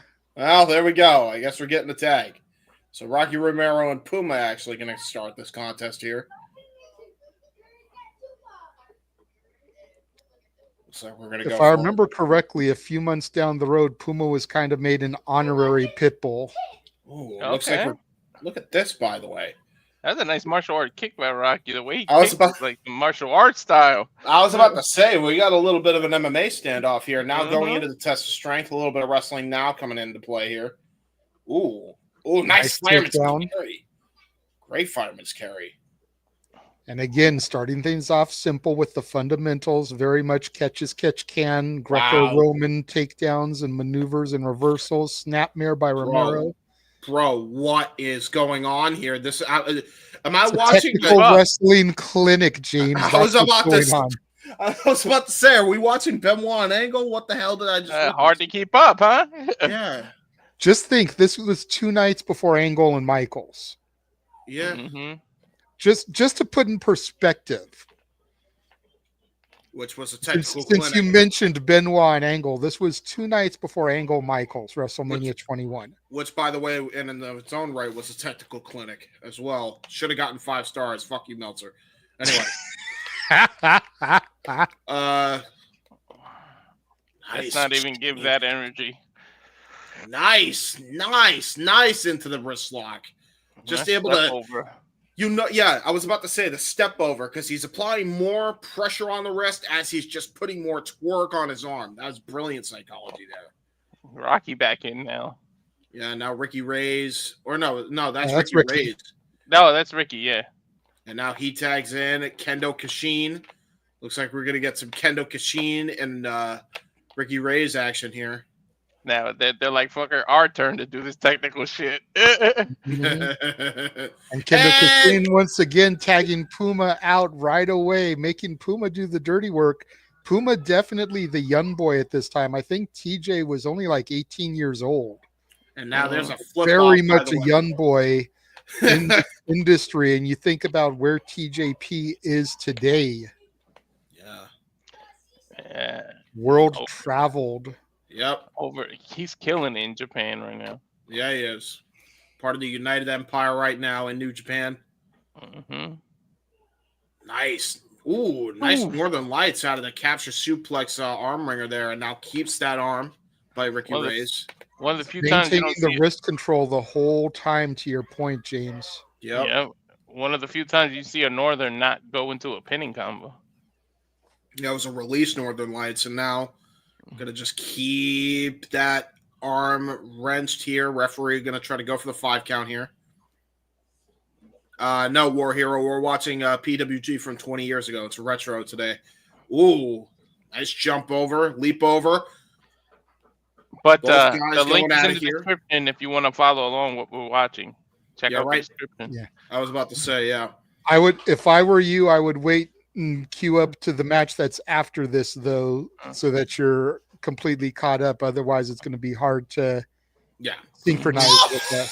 Holy lariat by Ricky Reyes. He just absolutely floored Puma. Just like holy lariat? Yeah, dude. Holy lariat, Batman. Dude, he Holy rusted metal, Batman. The ground, it's metal. Water, it's rusted, and, full of holes, holy. Yeah. Right, okay. Yeah, freaking Puma's TJP, right? Because he just got floored. Holy shit. That was ridiculous, that lariat. Rocky Romero back in. Puma able to reverse out of it into a nice drop kick. Nice kip up, too, afterwards. The agility of Puma. Gonna go for a slam, trying to tag in Kendo Kashin. And now Kendo Kashin gonna go back into things here. Has Rocky Romero in their own corner there. And now look at that. Looks like Puma jumps off the apron. Ooh, okay. Kendo Kashin with a nice lean back over the ropes here. Brilliant maneuver. Almost think Puma's making sure Kendo can't tag him in right there while he was in their corner. It's like, nah, motherfucker, I've done all the work. You do something. Right. Yeah, Puma, the young pup. Kendo Kashin is showing his technical chops right now, though. I'll tell you, into the Mexican surfboard stretch, into the camel clutch. Brilliant submission wrestling there. The Brazilian wrestling arts there for Lucha Libre on display for Kendo Kashin. Nice vicious uppercuts there, showing a little bit of European strong style there. Tag back into Puma. And Puma taking Rocky Romero to the neutral corner there. Nice European uppercut. Tying him up into the tree of woe, or trying to. Oh, nice kicks right to the gut here. Somewhat to the side. Little double team there. You see Kendo Kashin holding on to Rocky Romero's legs so that he can't get out of the tree of woe while Puma was kicking the midsection. This is not going to end well here as Puma, tried to go for the hesitation drop kick, stopped short and kicks him right in the gut, or right in the balls, actually, looked like. Going for a cover. There's 2 and a kick out. Rocky Romero in a lot of trouble here. Ricky Reyes desperate to try and get into this matchup. No, different Puma. Tag in back to Kendo Kashin. Which one is TJP? That is Puma, right? Yeah, Puma. It should be Timon and Pumbaa, huh? That would have been a team. God damn it, Walter. Nice. Oh, great stalling. Have their team called Hakuna Matata? Right? What a wonderful phrase. Great stalling suplex and near fall by Kendo Kashin. Oh, yes. Great tag team psychology by the heel team tandem here of Puma and Kendo. Tag back into Puma. And now going to go for it. Looks like a, gory bomb. Gory special possibly here. TJP really showing the lucha acumen here. Puerto Rican sensation. Oh, nice counter, though, into an arm drag by Rocky Romero. Kick right to the back there by Ricky Reyes. And now it looks like we're back in control for the Pitbulls here. Yep, nice tag there from Ricky Reyes, getting to come in, the fresh man, dishing out some punishment onto Puma. Irish whip sends Rocky Romero in, grabs the leg, trips him down. Hesitation drop kick from Reyes, catches Puma in the face. Oh! And now right got the grapefruits up against the ring post there. Yeah, I was about to say right in the Pumas. Now we got Ricky Reyes going right after Puma, TJP, in a world of trouble here. Right into Puma plums. Haha, there you go. Killing me with these puns, Walter. You think you're so punny. Punny. Ricky Reyes throwing Puma back in the ring, getting in before the 10 count. Look at that. Right into a knee, right to the back, into the chin lock. Stretching TJP out here. Ricky Reyes showing his chops in the ring here. Again, Ricky Reyes, man, where are you now? We all know what happened to Rocky Romero and Puma TJ Perkins, but Ricky Reyes is one of those that eventually fell by the wayside. Yeah, same with Kendo Kashin. He's showing a lot of promise too. Oh, brilliant Owen Hart. Yeah, I was about to say, shades of Owen Hart with that spinning leg kick. See, I always see those and I think X-Pac more than I think Owen Hart personally. That's true. And now Rocky Romero back in with some buzzsaw-esque kicks to the back and chest of Puma. Yeah, damn right. They're octopus stretch there in the center of the ring. Kendo Kashin has the referee distracted. His partner is really taking a beating here. I mean, it is smart by Kendo Kashin because if he by chance does tap out, the referee can't do anything about it. And you'll notice he turns it into a seatbelt pinning predicament here and not able to capitalize on it. That was brilliant. What's up, Papagino? Good to see you in the chat, man. Absolutely brilliant by Kendo Kashin to, and whether you love it or hate it, to distract the referee. Hi, Gino. How you doing? He says he's here for you, Walter. He's here for Mr. Reliable. He's coming for you. All right. Mr. Reliable, brother. We're coming for you. Brother. I was about to say, we can't say that word. We'll use brother instead of the other word. Yeah. Now look at this. Going to try to go for... Ooh, wow. Great reversal there by Romero. Dude, the speed on that spin. I was like, whoa. Puma fought so hard to turn it and regain the momentum. Rocky Romero was like, nope, not today. Just keeps it. Oh, great mule kick, though, by TJP. To have Puma. Puma desperate for a tag, but the Pitbulls able to stop it from happening. Ricky Reyes and Rocky Romero now stomping out Puma. Double elbow strike. Knee strike. Offense here really coming into play from the Havana Pitbulls. Yeah, damn right. Ooh, and again, though, Kendo Kashin. The heel tactics are absolutely coming into play here because that could have been it. That combination move looked like it might have been it for the young boy at this point in time, TJP, but Kendo was able to stop it. He should be able to break up every pin. He's fresh as a daisy. He hasn't even joined the match. Well, I mean, he's definitely helped his partner, though. You can't take that away from him. Yeah, I was going to say, to be fair, while Kendo Kashin hasn't been in the match as much as Puma has, he's definitely done his fair share of offense there. Yeah. Tyson Seguri there rocks Ricky Reyes. Dude, that was a martial arts kick. He did the reversal of his original kick, and he turned it into a spinning martial arts kick, dude. Wow. Rocky Romero trying to get the fans into it so he can get the tag from Puma to Kashin, tag from Reyes to Romero. Now here we go. Kendo Kashin now getting the crowd on his side now, going for vicious European uppercuts. Here we go. Spamming the hell out of those European uppercuts like the Jackson spam super kicks. Yeah, I was about to say. Ooh, nice dodge out of the leapfrog. Ooh, gonna go for a nice schoolboy roll up. Brilliant there. Almost turned it into a Mahi Straw cradle variation of that. Ooh. Nice maneuvering there by Kendo Kashin. Two great pinning combinations there. And now I believe it's Rocky Romero and Kendo Kashin who are the legal men. Every PWG match taking place under Lucha rules, it seems like. Uh-oh.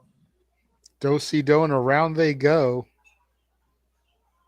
And now both guys try to go for drop kicks to Havana Pitbulls, but now a double wishbone action here by Kashin and Puma. Oh my God.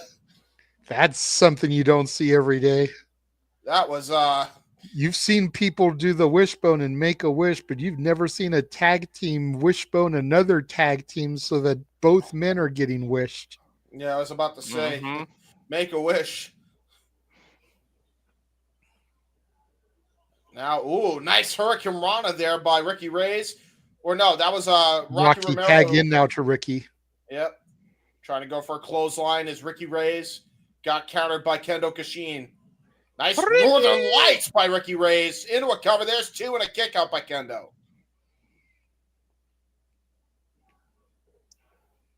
Nice waist. These switches. Yeah, these switches are great. Oh! Low blow, one-way trip to Dick Kick City. Yep. Right in the Havanas. Right. And now look at that. Going right for a tag here to Puma. Now Puma going to try to go for a nice elbow strike, though. Counter there by Ricky Reyes.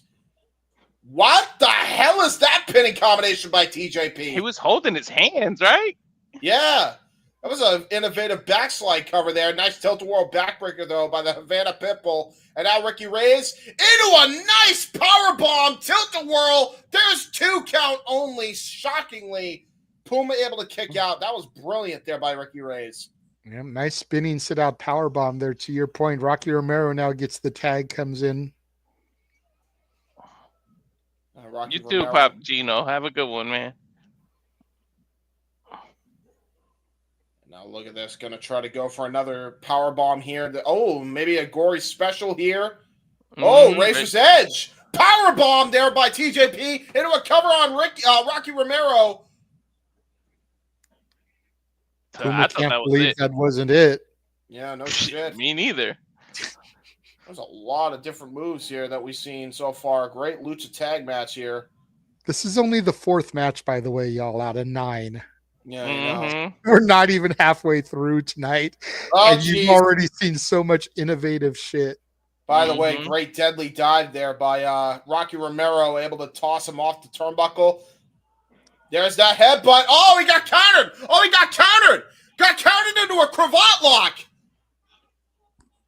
Great counter out of the headlock here. What the hell did Kendo just do there? He had it under control. He had a cravat lock on. Could have ended the match with that submission potentially and gets himself in the middle of Puma possibly winning the match for his team. Tried to go for a sledgehammer, discus sledgehammer. Got countered with a freaking swell package. There's 2. Oh, my God. How close was that? He almost just cost it for his team. I thought that was 3. Yeah, I did too. Referee waved it off last second. Great officiating here. Just bring back memories, JJ. You remember exactly where you were and everything? Vaguely. Like this match, I don't have a whole lot of recollection of, but some of the other matches I do. He just bumped into his partner out of that counter. And there's the cover. There's 3. Rocky Romero and Ricky Reyes got it. For real this time. Wow. I switched it before they even did. They're moving too fast. Yeah, right? Oh, Jesus. Okay. And if that was something, now you get the American Dragon, Bryan Danielson versus James Gibson, Jamie Noble. I'm so glad I put the banners in the order of the matches too. Made it easy. Bald-headed, long beard, like you said. Not as long as I thought it was, but still beard like.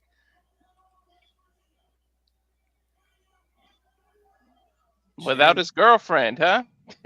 Yep, no Nydia. James Gibson, I believe, shortly after this would become Ring of Honor champion. Yeah, he dethroned Bryan Danielson for that honor, actually. Bell sounds. This is a preview of what happened in ROH then. Nice handshake to start the bout off here. Show of respect. Bryan Danielson, the American Dragon isn't bigger than many of his opponents. This is a rarity here. Yeah, exactly. Bryan Danielson looking like a beefy boy compared to Jamie Noble here. It's like, you want a moment to breathe, gentlemen. We're not going to get it here. These two are technician master classes. Yep. You just saw that collar elbows takedown to snapmare to leg scissor to the break. Now we're going for the Greco-Roman knuckle lock, the test of strength here. Yeah, I don't know how smart that. Oh, great counter there by Jamie Noble. Was it just age or injury for him that stopped him wrestling? James, I think Gibson. Just age. Okay. I think he was getting up there. That said, I would have loved to have seen him in a tag team with Cameron Grimes. Called him Southern Justice or Southern Gentleman or something. Yeah, something like that. Yeah. And then you just put Jimmy Hart as their manager. Exactly. Mouth of the South. Ooh. By the way, I love how people give so much shit for Jay Briscoe wearing, having the Confederate flag on a title belt, yet here Jamie Noble is with it on his tights. Right. He always which goes to show you, by the way, folks, it was always a South didn't know thing. It wasn't because everybody was racist. Thank you. Fuck you. Bye. Oh, wow. Brilliant cartwheel out of that. Cartwheel. That was brilliant. And now into his own, almost like a Fujiwara armbar here, cross arm breaker. Both men showing their technical chops here. This was vindication for Jamie Noble, James Gibson, man. After WWE kind of held him down, yeah, he was Cruiserweight champion, but he never really got to show his ability. Then he left, became Ring of Honor champion, had these type of matches with Bryan Danielson. It was vindication. Yeah, it was. Jamie Noble, very underrated wrestler, man. Always has been. Clean break by by American Dragon, but a little bit of a smack to the back. But it was a light smack. If you notice, he didn't like really dig his nails in and rake it. Yeah, that was more of a hey, I see you. Back to the collar elbow tie up, side headlock takedown. Textbook stuff there by Jamie Noble. Danielson, though, ain't going to be caught with that. Tried to turn it into a pin cover. Jamie Noble able to roll through out of it. Now nice bounce off the ropes into a shoulder tackle. Again, the side headlock takedown. Now Jamie Noble, James Gibson in the dominant position here. And the American Dragon definitely in a world of trouble here when it comes to the veteran at this point, Jamie Noble. This is wrestling and pre-neck injury American Dragon. Yep, true. Yeah. You got to figure this was like 5 years before Bryan Danielson was on NXT. Back when NXT was still a game show, not actually a developmental territory. Oh, God. Yeah, you had to have a coach in a game show. And his pro was The Miz. And I'm not taking anything away from Mike Mizan, and everybody knows how much I love The Miz. But when you compare this gentleman to The Miz, one of these things just doesn't belong here. Right. Honestly, they had, it was very much what the other needed at the time, though, when you really think about it. Yeah. Because, I mean, look at how much freaking Miz learned from Danielson. Look at how much Danielson learned from Miz. Like, really, they were. Absolutely. It really comes down to the point of opposites attract, and they went on to have a legendary feud. He literally stole his it kicks. Yeah, he did. Dude, he stole a lot of shit from Danielson. He became a technician, like technician. He always kind of had the IQ, but like when he started working with Brian, goddamn, did he take it to another level? I think it was just the year after Brian was his rookie. Yeah, Miz became WWE champion. Yeah, and not to mention too, I mean, Jesus Christ, when you look at what the Miz is doing now, like the Miz took a lot of pointers from the American Dragon, a lot of pointers. Yeah.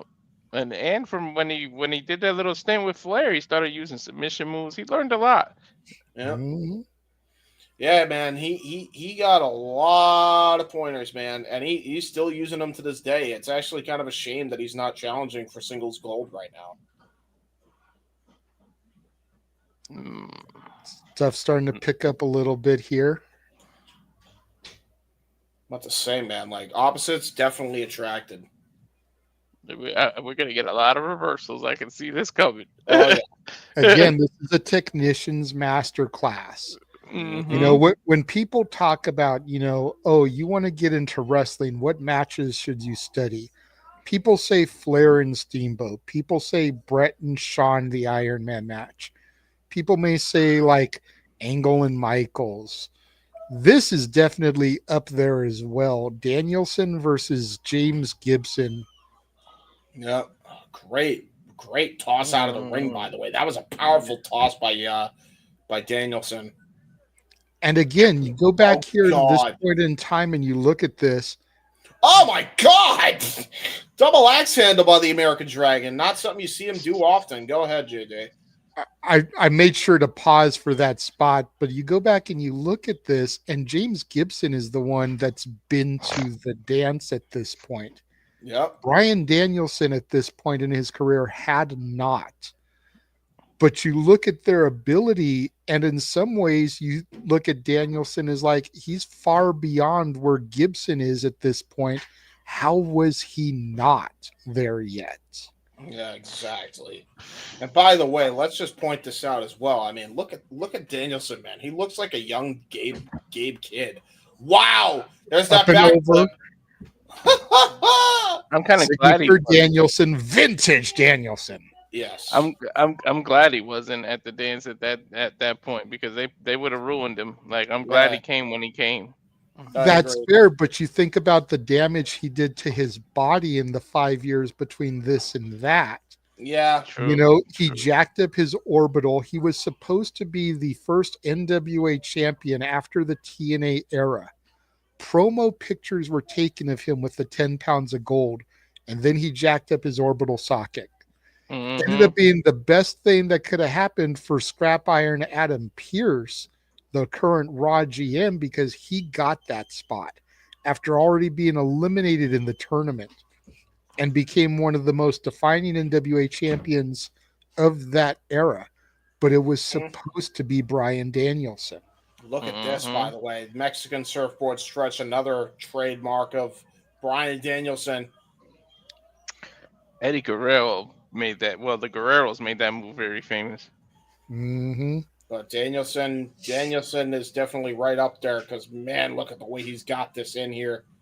Oh, man. Now it turns it into a pinning combination, but Danielson has to be careful because his shoulders are on the mat at the same time. Yep. Yeah. This is April 05, right? Oh, damn. Yeah, April 1st. Eddie was still alive.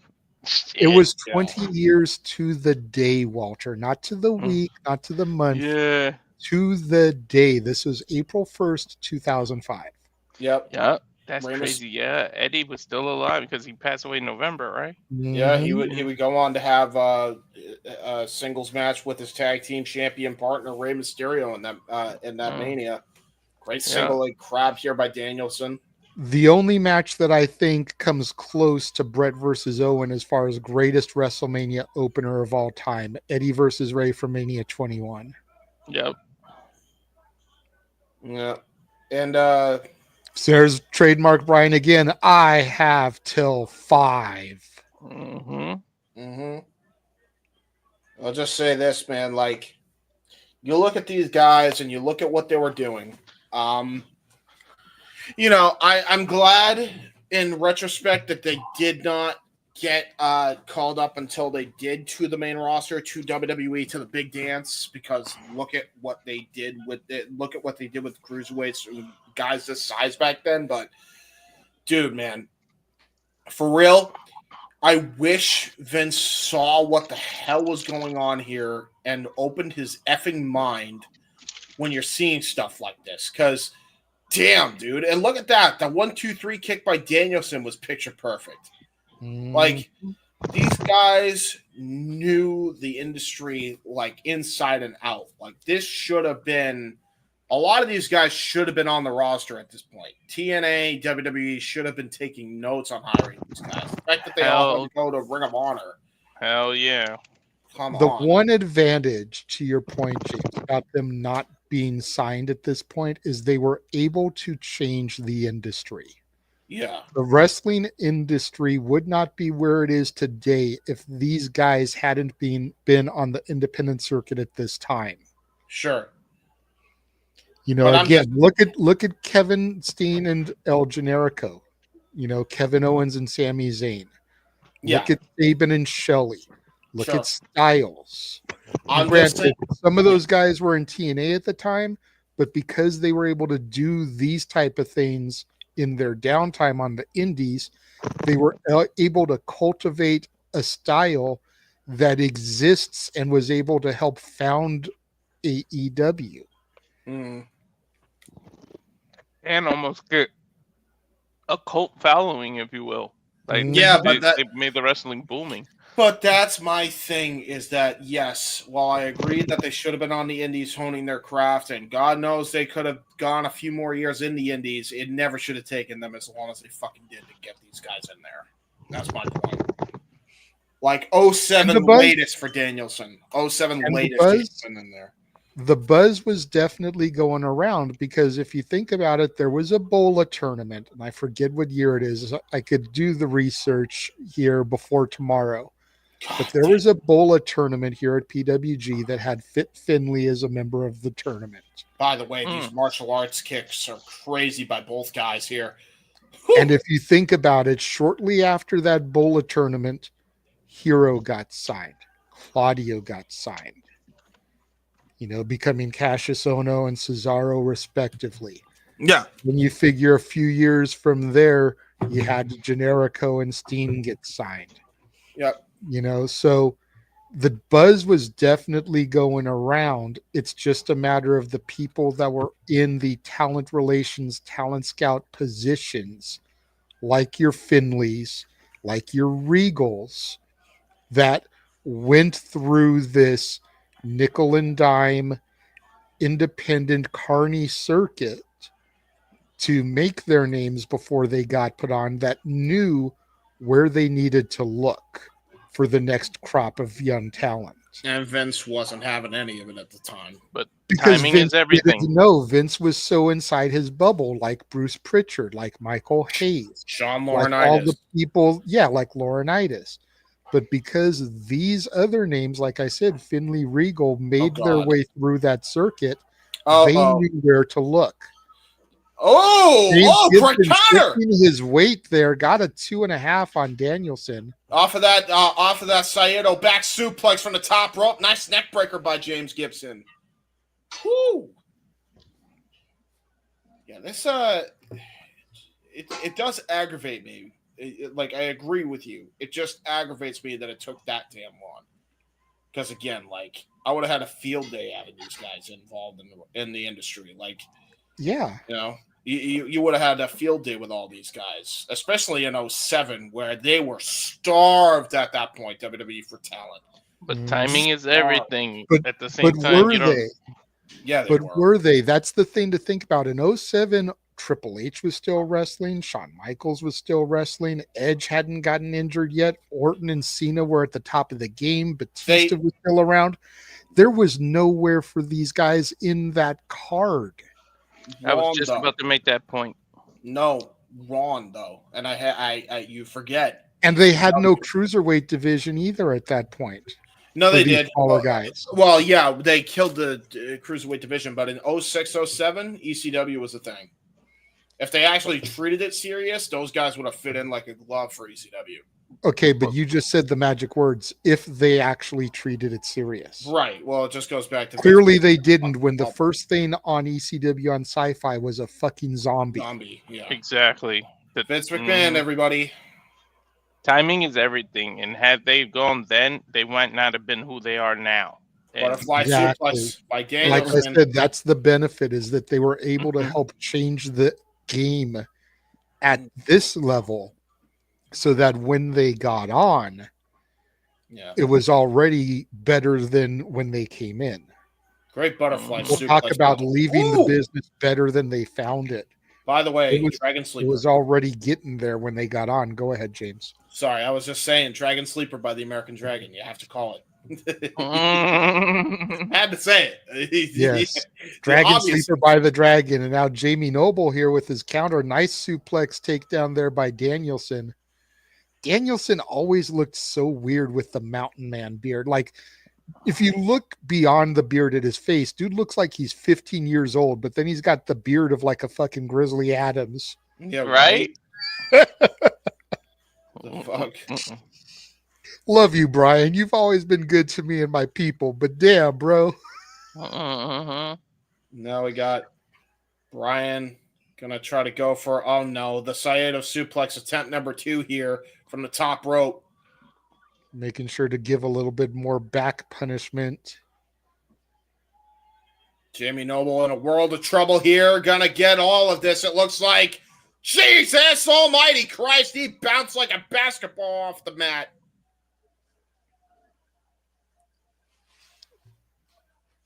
That was a rough landing for both guys. Gonna try to crawl to the cover. Jamie Noble with his foot on the bottom rope.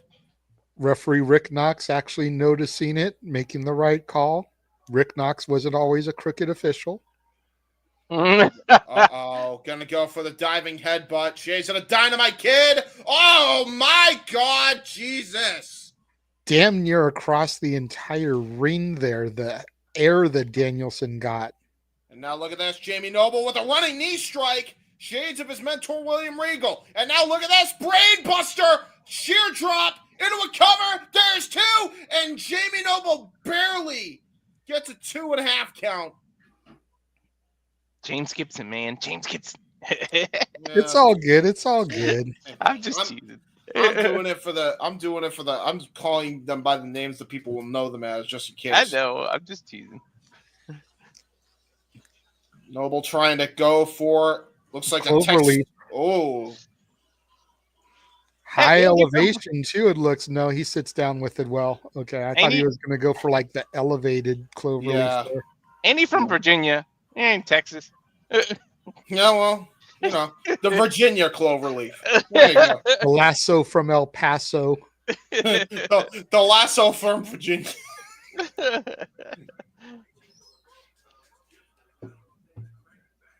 Why am I hearing Excalibur commentary? I don't know. I noticed that too. It's a little bit of a glitch. It's like now all of a sudden the commentary's there. Yeah, what the heck? It made me a little like, huh? Wait, isn't Excalibur wrestling also? He already wrestled. He was in the current. He was in the curtain jerker match. And yes, to Walter's point, it was done in post. Okay, got it. Oh, I'm gonna turn that down so we don't get claimed. I don't think you can hear mine. The TV's got a far in this hotel. Yeah, same. Now my TV's all the way across the room here, and I've got it down on like 6 or 7 anyways. Dragon suplex. Oh, Dragon suplex was brutal. This goes for cattle mutilation. Got all of it. Yikes. I love that move. The fact that he had that moveset way back then. Jamie Noble gets the foot on the rope there. Great maneuvering and positioning. Very smart there. What the hell is a lot of people forget Bryan Danielson was one of the first students at the Shawn Michaels Wrestling Academy. Mm-hmm. So when he first was starting out, he was getting trained by the Heartbreak Kid and his staff. Isn't he that class the reason that Sean wanted to come back and got that itch again? Mhm. Airplane spin, No vintage doubt Bryan about it. Danielson. Airplane spin. No doubt about it. There he goes. I'm dizzy Jeez. watching that shit. Right? I'm getting dizzy watching. It's like Mhm. Claudio when he does his spin. I don't know how. I'd shout out any wrestler that takes that because I don't know how you don't just like taking that move. Somebody should do that and then turn it into a TKO, like a release. Yeah, that's what I was just TKO. thinking, man. Do that and hit like the F5 coming out of it. Mm-hmm. Fucking hey, Wardlow, we got a move for you when you get released from AEW. Go back to WWE. Did he just drop kick the? Because he's so dizzy, he didn't realize where he was. Jamie Noble fighting in air. Okay. Now Jamie Noble goes for the roll up on Rick Knox. No, This he is got hilarious. the pin. He got the pin on Rick Knox. Jamie Noble wins the match. It's That's over. how you add comedy to a match without taking away from it, though. Ooh, nice small package there by Danielson. Another small package reversal. See, this match has been so technically proficient, so serious, and then just that little bit of comedy adds so much to it. Exactly.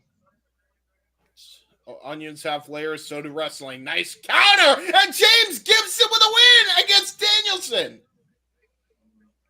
No wonder he got the number one contendership. I wonder why now. Mm-hmm.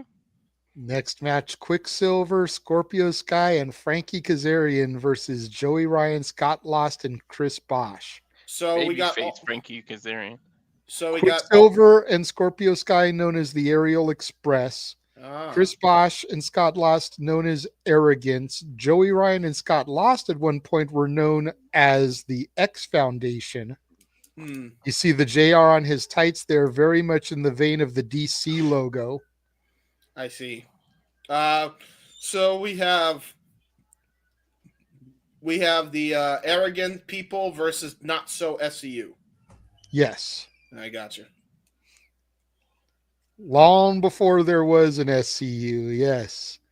And again, that Scorpio Sky there with the mask there, you can kind of see the scorpion coming down his back. That is masked Scorpio Sky.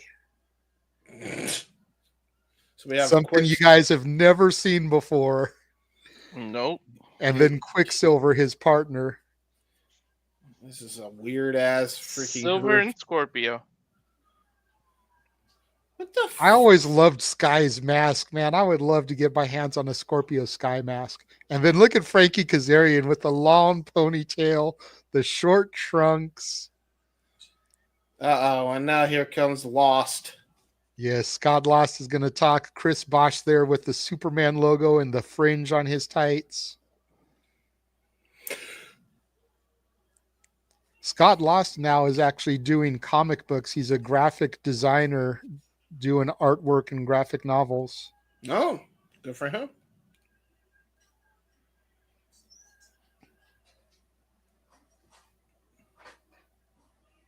Who the hell is this? Is that Joey Chris Ryan? Bosch. No, that's Chris Bosch. Bosch. Like I said at the outset, man, Chris Bosch is one of those what could have been if he hadn't had to retire. Dude had the swagger about him. I feel like you could say that a lot about people in wrestling, man. Like I feel like a lot of these guys should have gotten another chance. So Chris Bosch actually had a best of DVD that he put out. I actually bought it, have it autographed. It was called Lioncock, a take of the Jean-Claude movie, you know, Lionheart. But it was called yes. Don't at me, James. There used to be a fan that would come to Guerrilla, sit in the front row. Bosch and Lost would refer to him as, and I apologize, it's not politically correct. They called him Tard Boy. The bonus feature on the Lioncock DVD was a sit-down interview with them and Tard Boy, where they just murdered him in the interview. Some of the greatest comedy shit you will ever see. I swear to God. I know it's not PC. I know it's fucked up thinking about it 20 years later, but it is some of the greatest comedy shit you will ever see in your life. Dare you? How dare to anybody? The point where Stat Boy, my brother from another mother, Mikey, showed up one night after work when he was working at Disneyland. He was working in Adventureland at the time.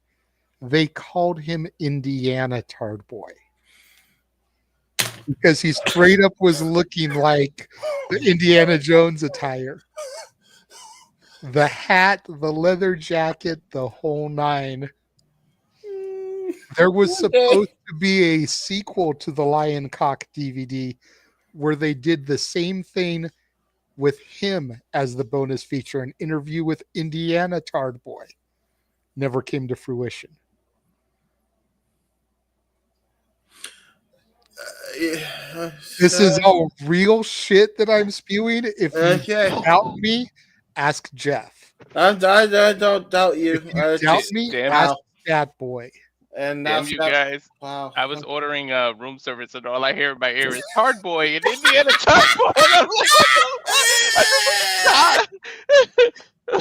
who the fuck is saying Tard Boy while you're trying to get room service? Don't mind them. They're a bunch of. No, they can't hear it because it's in my headphones. But it was. I was trying not to laugh while I'm talking to the lady. Tard Boy. So much good shit, man. I think he's actually going to call out Tard Boy here. I think he's at this show. Who the fuck? So, okay. So this is a real feud. Was he like special needs or some shit, or? I think so. So that's why he was called. But it's one of those things where the fan was still in on it. You know, the fan would get riled up. Yeah, he's getting out the ring right now. He's going right up to him, I think. There he is.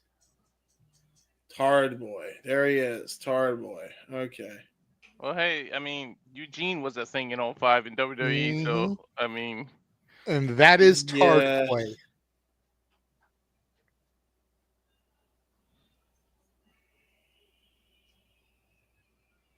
You ain't watching here.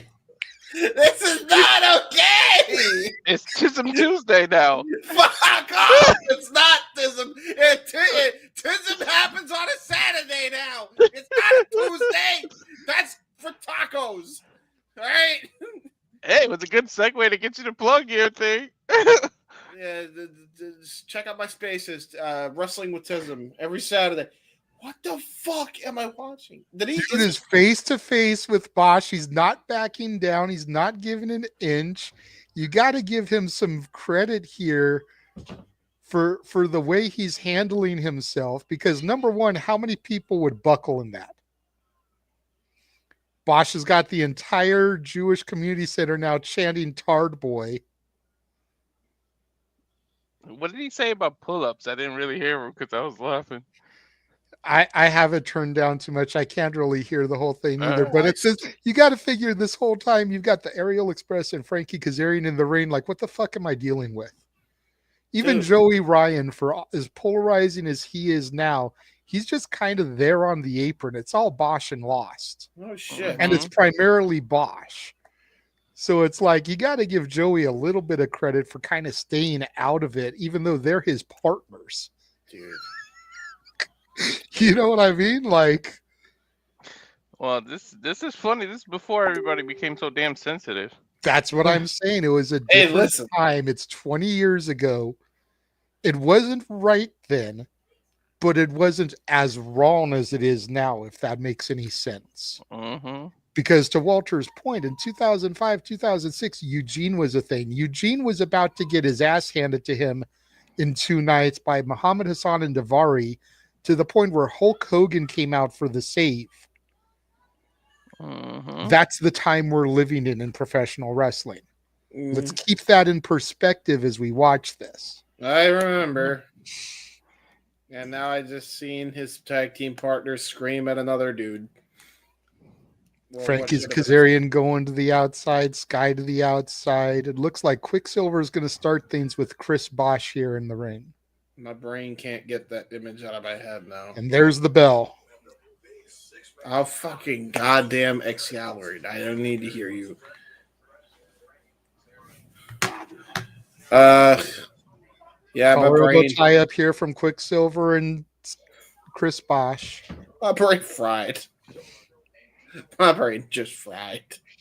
It's okay, buddy. I can't believe what I just seen. Nice roll through there by Bosch. Leg grapevine there for a little submission maneuver. Come on, James. Huh? Come on, James. Focus. Focus. Focus. It's one thing to talk shit and not be able to back it up, but this is your introduction to Lost and Bosch. Pay attention, man. These guys are actually good. Lost and Bosch pissed me off. They're heels. They're supposed to. They're old school heels. They harassed a fan. He was being a fan, and this is the same guy that used. This is the same guy that used the model Rick Martel's music. One of my so he's a very old school mentality heel. Look at the fringe. That's fair. Photogenic Chris Bosch getting chopped by Quicksilver here. Irish whip reversal by Bosch. Going for the wheelbarrow is Quicksilver. Nice reversal into the pinfall. Roll through. Kip up by Bosch into a side headlock. Okay. Damn. Bosch doing some moves. Bosch able to have some great reversals, actually. Quicksilver actually showing some promise as well. Ooh, tried to go for a gory special. Got counted into a roll through. Everybody's so tactically proficient. Why is it? I guess I should say, am I wrong? Is this the golden era of PWG? Because to me, it feels like it. Because anytime I think of PWG, is basically the shit we got now in AEW, which is the Young Bucks version of PWG. That's debatable. I mean, this was my era of PWG, and you figured PWG was not even a 2-year-old company at this point. Right. So this is like the genesis of PWG. I would say that the golden era probably came a few years later, but this is what I look back fondly at. The Young Bucks weren't even a thing yet. Yep. And I don't want to paint the picture. Tagging took Scorpio Sky, by the way, coming in first real look at Sky masked up. Yeah. I don't want to make it sound like the Young Bucks ruined PWG, because they didn't. They were solid heels that did their part and, helped elevate tag team wrestling and presented a style that we obviously see was influential, that's used today. Nice head scissor takedown by Sky. Yeah. But I think when everybody's tried to copy that is when the industry got watered down. Yep. Leapfrog by Sky into a drop kick. And again, pay attention, particularly to when Sky and Lost are in the ring, Lost in there right now. Because like I said at the outset, this match kind of spawned a feud that would go throughout the remainder of the year here. Ooh, great reversal. Nice up and over there by Sky, duck down, drop salt almost by Scott Lost. Very, very well done there by both guys here. Scott Lost tag into his tag partner, Chris Bosch. No, that's Joey Ryan coming in now. Joey Ryan is the dude in the singlet. Okay. Mm-hmm. No. Joey Ryan has the singlet and the full pants. Lost has the singlet and the shorts. Again, both men used to be a team called the X Foundation. I see. Which is how they kind of came together as a trio here, because Lost and Bosch were teaming, and Lost and Ryan had history, so they kind of formed a trio here. Yeah. Frankie Kazarian in now for the baby faces. Joey Ryan in. Kazarian winding up on Joey Ryan, the technical wizard. Say that again. Wow. Frankie Kazarian coming in for the baby faces. That's not a sentence you hear anymore. Right? Nice pinfall attempt there by Kazarian. Gets a 2 count on Ryan. Joey trying to go for a tag, but he's in the wrong corner there. Yeah, back then he currently he's the king of TNA. He was the future of the industry back then. Yep. Nice pump kick there by Kazarian, dropping Joey Ryan to the mat. Goes for the pinfall attempt, hooks the leg. Scott lost in to break it up. Back before Joey Ryan did dumb dick spots. Again, so if you want to go by that type of logic, yes, this was the glory days of PWG. Yep. But some people would consider the era of PWG that gave us the Young Bucks versus Joey Ryan and Candice LeRae as the glory days of PWG. By the way, Chris Bosch with a shot right to the nuts. Yes. Again, lion cock. Oh. So into his little lion cubs. Right into the futures. So it's still about dicks. The whole gimmick is still about dicks even then. Trying to make his future his past. Oh, fucking. No presents for the future. I guess so. The baby face. Look at this, yo. God dang. Baby face Kazarian. And again, Frankie Kazarian freaking 20 years younger. Yeah, man. SoCal legend, even at this point. I believe he was the inaugural PWG champion and a 2-time champion for PWG at this point. Again. Shot right to the back, lower back here. Bosch tagging in Joey Ryan. Joey Ryan back in now with Frankie Kazarian. Joey Ryan, of course, would go on to TNA as part of the TNA Gut Check, have a nice rivalry with Taz and Al Snow there.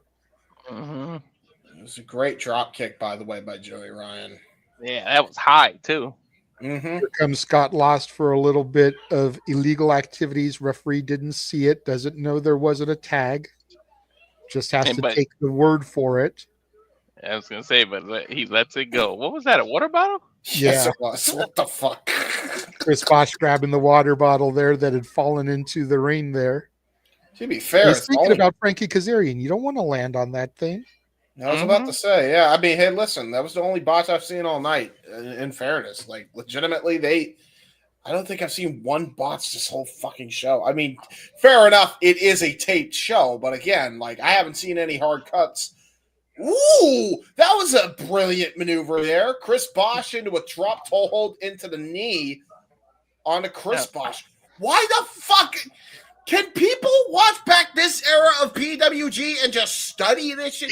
Like, if AEW is at least gonna fucking get, like, I like PWG, I'm not marked for PWG, at least watch the fucking this shit. Like, because, oh my God, there's innovation, there's psychology, there's proper grappling here.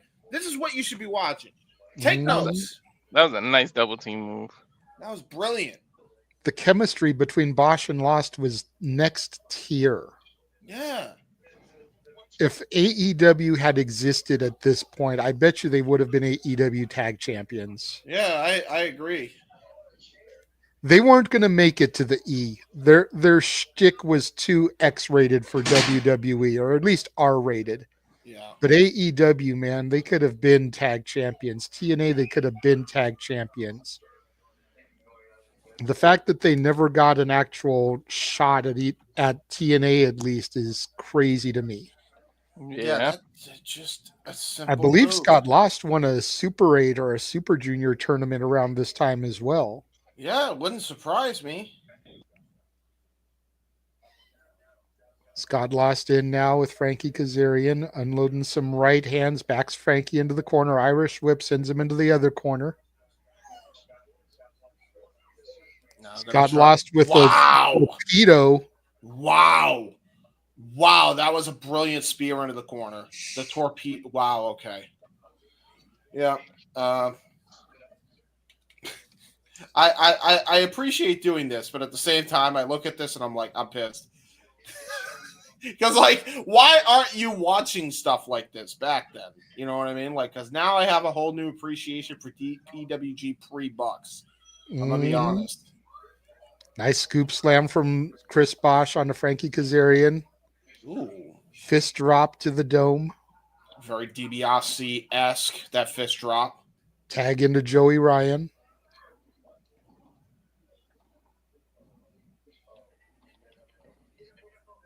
Before he became some weird 70s dude in TNA. Ooh, great counter there by Frankie Kazarian. Ryan able to counter there. Goes into his own electric chair position.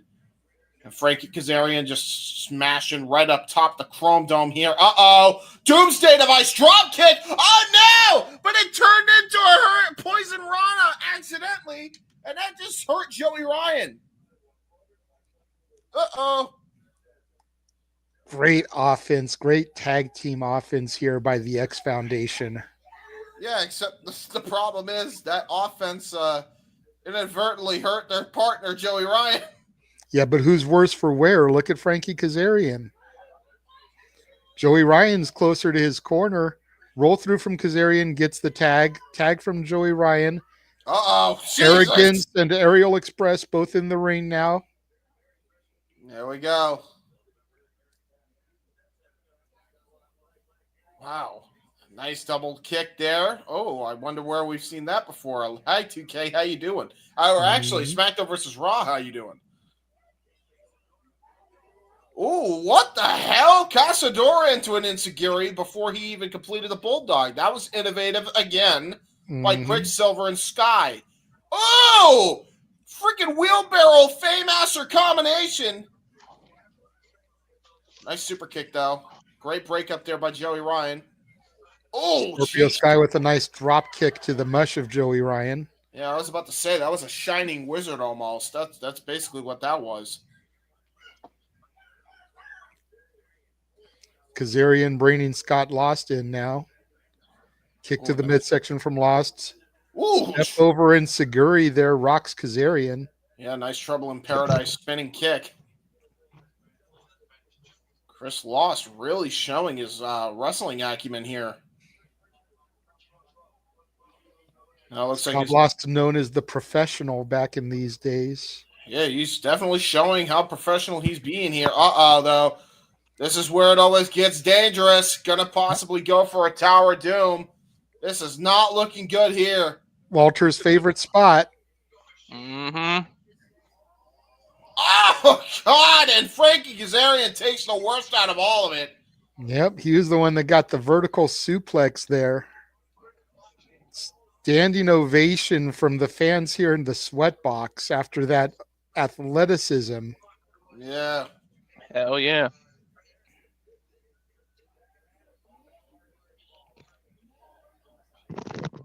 So, by the way, now that we have a bit of a breather here, I gotta say, was there ever a gorilla in Pro Wrestling Guerrilla? No. Oh, makes me sad. No. You would think they would. Freaking James, you idiot. Hey, listen, I have to ask the hard questions here. Damn it, James, you freaking idiot. Well, Walter just said that, but yes. I know. I didn't hear the damn it part, so I had to reiterate. That's fair. Yeah, All to be six fair, men barely getting to their feet now. Here we go. Joey Ryan, Chris Bosch sent up and over by AXP. And now Quicksilver and Sky looking to go airborne here. It's like, how do they name him Quicksilver and he doesn't have any silver on?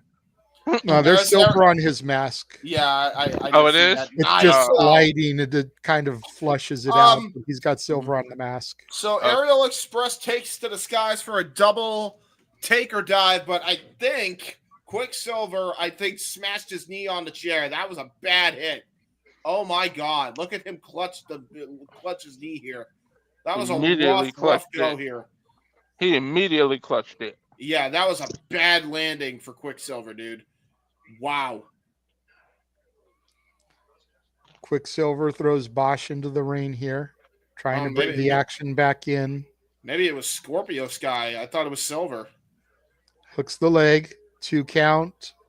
Bosch barely kicks out. You see Sky on the outside there, trying to use the ropes to pull himself up. Joey Ryan smashes his head into the mat. Yeah, I think he's at this point. I think Sky just got hurt, and now that may have just bought him some time here. He is really badly hurt. That was a rough landing for Sky. How long was this gimmick of Sky having a mask? For a while. He had it for a good chunk of his career. He ended up losing it later this year. Oh, great pile driver by Quicksilver. Looks like the glitch is over and we don't have the commentary anymore. That's good. Joey Ryan breaks up the pinfall. I'm happy. Yeah, but at this point, Sky pretty much had the mask from his debut until I want to say July of this year. Oh, It ended up being a titles versus mask match between AXP and Arrogance. What? A tornado pedigree from... Did I see that right? Yep. That was a tornado pedigree from Joey Ryan. Joey Ryan is better than people give him credit for. He just used a stupid gimmick to get over. Nice pop-up head scissors takedown from Sky there. Yeah. Scott lost kick to the midsection here. And now going to try to go for a pump handle. Driver got all of it. Chris Lost going to try to go for a maneuver here. Frankie Kazarian with Chris Lost. German suplex attempt. Got countered by Lost into a bridging German of his own. There's a cover and a kick out at one, I believe, by Kazarian. No, there's a Scott lost. Scott lost and Chris Bosch. I'm surprised that he didn't go for cover after that move. He just kind of... That was a lost opportunity. Mm-hmm. but it ended up being a titles versus mask match, Arrogance versus AXP. AXP won the titles, but because Scott was such a vicious heel, he bloodied and ripped Sky's mask off anyways. Wow. Jumping super kick from Kazarian dropped Scott Lost on the top rope there. Jesus Christ. Kazarian climbing to the outside, going to the top rope. Dude, are you kidding me? Who remembers old school Kazarian? Oh, no way. Flux capacitor from the top rope into the crowd of wrestlers and their manager. Whole crowd on their feet. Holy shit, chance ran out in the sweat box. That's babyface Kazarian. The flux capacitor, man. I miss the flux capacitor. I wonder if Frankie could still even hit that move. PWG chance now raining down. Because AJ has talked in interviews about how he can't even do some of the innovative stuff anymore. He said he hasn't done the spiral tap since like 2014, maybe even 2012. He hasn't been able to get the revelations and the rotations. I was going to say, maybe Frankie could hit it, but it's getting up. That's the problem now. Yeah, Dino Winwood on the outside in green. That's AXP's manager, to your point. Frankie getting cheered here by the audience here. The future in full control. Throwing Scott Lost back into the ring. Yeah, this is not good for the Frankie has him set up. Going for the wave of the future. Counter. Frankie gets out of the way. Chris Bosch accidentally clotheslines his partner. Oh, no. Setting a Scott again. Wave of the future. DDT combination. Goes for the pinfall on Bosch. That's over. 3. That is it. Brilliant. Brilliant matchup. I will be right back, gentlemen. Wow. And now, we're getting some heel tactics here. They mad. They big mad. The DC boys big mad. Oh, no. I try to switch just as fast as them, and they do some after-match beat-up. The first time, yeah. I was about to say, you know what we should do? I don't know if JJ paused his thing. Uh-huh. Did he pause? No, he did. He probably did. He probably did. If he did, then we should probably run an ad. I don't think he paused it. Oh, shit. Nice stunner. He would have told us to pause it. God damn, what a stunner. Oh, wait a minute. Who the hell are these guys? Is that... Oh, that's Chris Sabin. Yeah, that's Chris Sabin. Who the hell is the other guy? What's the other guy's name? We need I can't see it. It almost looks like AJ Styles, but I can't. It's not Styles. Who the hell is that? One of them is Sabin. I know Sabin, but I can't really see the other guy. Oh, it's Petey. Petey Williams and Chris Sabin. Canadian Destroyer! He didn't get to see it. What do you mean, JJ? Canadian Destroyer! Well, he probably didn't want to ruin the spoil the future part of it. That's fair. So, JJ, were you still playing that? Because we just saw Petey Williams hit the Canadian Destroyer. Yes. He's not back in the headset yet. I am. You saw that live. It was just after the match, basically.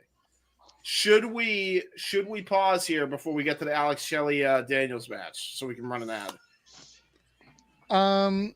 No, this match is already kind of doing the introductions. Let's do it after this match. Makes sense. Okay. As soon as the graphic pops up for the next match, pause it, and then we can do an advertisement because that'll be the semi-main and the main. Makes sense. Okay. The Fallen Angel, Christopher Daniels, baby. Yeah. SoCal legend, even already at this time. Yeah. The first ever indie journeyman. A lot of people forget about that when it comes to Christopher Daniels. There's a look at that belt that's behind JJ now. Yep. How beautiful it looks wrapped around his waist. Going against Alex Shelley, who was still fairly fresh in TNA at the time. Yeah, and this is for the X Division Championship. Christopher Daniels, Alex Shelley about to put on a clinic, especially for the X Division title at this point. And not to give away spoilers, but I think everyone can already figure out the outcome of this match because you're not going to do an X Division title change at an independent show like this. So just throwing that out there. Anybody here who's got their hopes up for an Alex Shelley victory? Why would you do that in an independent? Collar elbow tie up. Daniels people to the next show. Wow. It's a 2-night show. So who's to say that Shelley couldn't have won it here, then lost it back to Daniels the next night? That's true. You know what I mean? It's like, and TNA wouldn't recognize it, but it would be kind of like the Ric Flair thing, how he's really a 21-time champion, but only gets recognized as 16. Yeah. Shelley would have won it, but because they wouldn't recognize it, and because Daniels gets it back the next night, they would act as if the reign was never interrupted. But the live crowd would get to see a title change. Again, just showing the technical wizardry. It seems like PWG back then was very much into the technical style. I mean, can't imagine why not when you look at a guy like Alex Shelley, who was very much in the clique of Ring of Honor's Austin Aries, Roderick Strong, that whole faction of people. At this point in time, I would say PWG was very much akin to the original ECW, just without all the extreme. You had your technicians, you had your luchadors, you did occasionally have your big hardcore matches. Again, we had title versus mask matches, we had cage matches. We had what was called guerrilla warfare matches. Yeah, man. So there's your extreme aspect of things right there. Yeah. But very much a OG ECW where you had a little bit of everything. Yeah. Nice, even smorgasbord, if you will. And we always joked that we were Ring of Honor West. Because Ring of Honor wasn't really traveling at that point, and if they were, they weren't coming to the West Coast. Yeah. But much like TNA, we were seeing stars of Ring of Honor. Great pinning combination by Shelley, man. Like, that whole mat exchange between these two is phenomenal. Like, and it's hard to believe, going back and looking at it, that guys like Sabin, Shelley, AJ, Kazarian are still going to this day 20 years later. Yep. Great drop hold counter. Like literally. And still at the top of their game. AJ, Sabin, and Shelley all in WWE. Daniels just retired this year after that match against Hangman Adam Page. Kazarian back in TNA. Joe in AEW. Daniels just retired last year. Petey Williams and Jamie Noble, agents for the WWE. Now look at that. Brainbuster incoming here. Stalling Brainbuster possibly for... Not only that, Kazarian, for all intents and purposes, is about to be a champ again. Right? For the first time ever. Well, yeah, because back here the PWG title wasn't recognized as a world title. That would happen later this year when they would go to Europe and Germany for the first time. Yep. And then it got the distinction of being a world championship. But at this point, when Kazarian had won it his 2 times, it wasn't a world title yet. So you're right. Dude, what a crazy, crazy thing, man. And you look at Shelley now, and him and Sabin won every single type of tag team championship in the modern day era. TNA. Shelley's a former world champion as well. Yeah. He was a TNA champion. So was Sabin. Yeah, TNA World Tag Champion, NWA World Tag Champion, Ring of Honor World Tag Team Champion, WWE World Champion. I believe they had the IWGP as well. Yep, never open weight as well. Never. I think it was the NJPW Strong Open Weight Tag Champions as well in Japan. Like they won a lot of gold, a lot of different places. And then Motor the City WWE. Machine Guns, one of the elite tag teams in the business to this day. Yeah. That's why WWE wanted them so much. Nice exploder suplex there by Daniels to Shelley. Shelley really selling it there, feeling the effects. Notice the way he has his legs grapevine on the bottom rope, so Daniels can't go for a pinfall attempt. Just brilliant psychology again. Just little things, man, that are missing in nowadays wrestling. And compared to Daniels, Shelley is still a rookie at this point. Yeah. Daniels had already been in the business for close to 10 years, had wrestled in ECW, WWF, and WCW. Wow. Cradle, twist, and shout neck breaker. And we wonder why Daniels had neck problems. I mean, right? All that on his head and neck, yeah. But wow, that was clean, that move. That was clean. And Daniels, no stranger to masked gimmicks either, having paraded around Japan as Curry Man. Look familiar, Walter? Hi. Yeah. I wonder doesn't look near as attractive when Stephanie Vaquer does it, but 20 years later, that move's still being utilized. Oh wait, I gotta do the Booker, even though it's not Stephanie. Oh yeah, man. Oh yeah, dog. Nah. He goes during this one. Because he's imagining that he's in there. Yeah, well, Charmel might not be too happy about that. Nice elbow strike there for Sabin. Alex Shelley. Sorry, Alex. It's okay. You get a little carried away there. Yeah, I'm still thinking of. To our point earlier, though, timing is everything. Because imagine Motor City Machine Guns signed earlier in WWE. They probably would have got ruined because their tag division is like, it's good that they're there now, because they could have probably got their legacy ruined signing too early. The innovator of the Trap Yourself was actually Alex Shelley. Hey, Zack Sabre Jr., I know where you got it from. God damn. Did you count how many times Shelley bumped off the ropes there before hitting Daniels with that drop kick? Yeah. That was brutal. Freaking hotels, dude. They gave me all this fancy stuff for a freaking root beer. Like, really? With this glass, and look, the cart. All I ordered was like hummus, vegetables, and chips, and they bring this cart. Like, I ordered a freaking filet mignon with like. And listen, Channing Fallen Angel. Listen, why not be treated like a king? You knock yourself out, bro. Right. Might as well. I'm not a soda guy. I'm like, fuck it, I'm here. Let me try some root beer. I never drink soda. Nice shots right to the gut. Again, worked punches like that are less common nowadays. Did you see the way Shelley was kicking the inner thigh muscle? Yeah, brilliant. Daniels trying to Charlie horse him up. Yeah, that was brilliant. And look at those jabs by Daniels. Very Muhammad Ali-esque. Oh, nice blockbuster. Running blockbuster there by Shelley. God, I just shocked my system. I remember why I don't drink soda. Oof. Nice cover. cover. Leg, gets the 2 count there, does Shelley. Damn. It's the thing about independent wrestling is you only have like 2 referees on a card. Rick Knox in here yet again. Means he'll be there for the main event because they keep alternating between him and the other referee. Why do I feel like he has more emotion here than he does right now in AEW?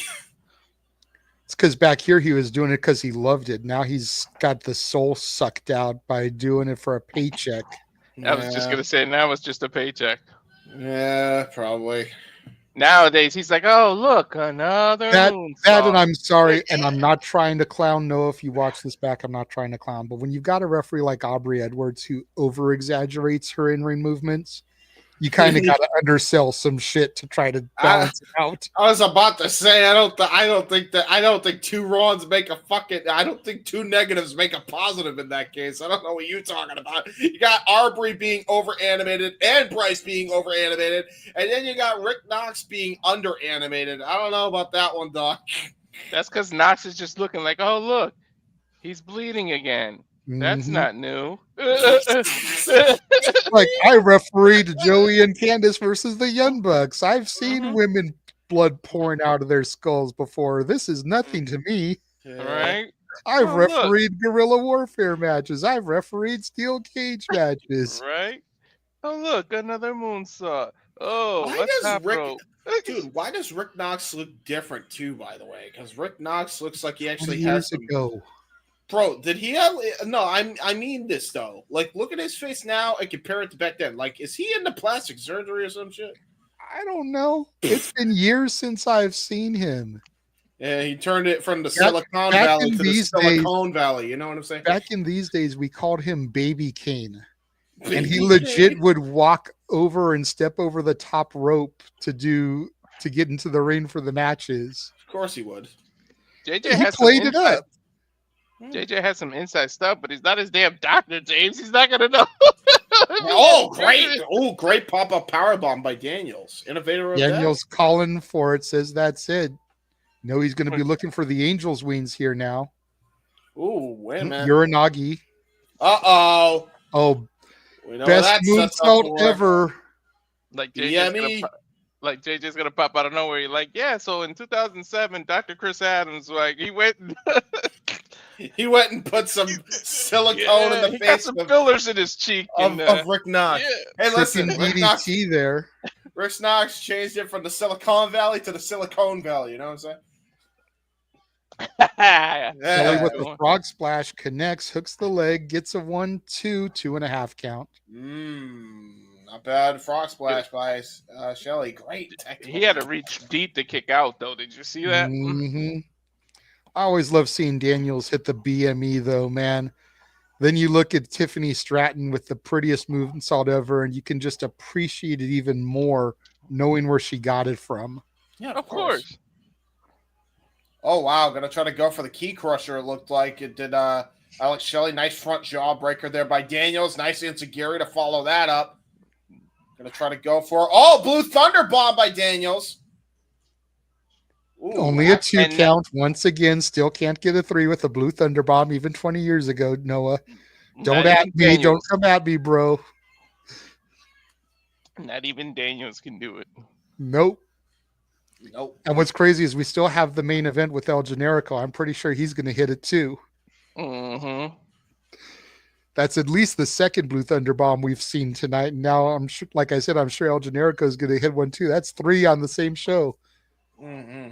But 3 Blue Thunder Bombs in 9 matches means you're doing once every 3 matches, not every match. Seatbelt by Shelly. Woo, that was different. Okay. Almost stole it there. Yeah, he did.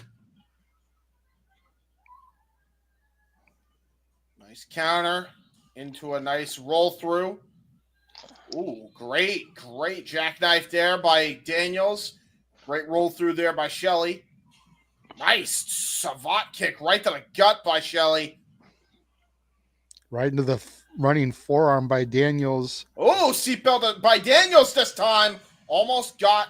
He got it. He did get it. He got him. No Angels wings. There you go. So you didn't get to see the angel wings in person? Not this time. Oh shit. I put my phone to charge and it's way over there and we're about to pause it, right? Damn.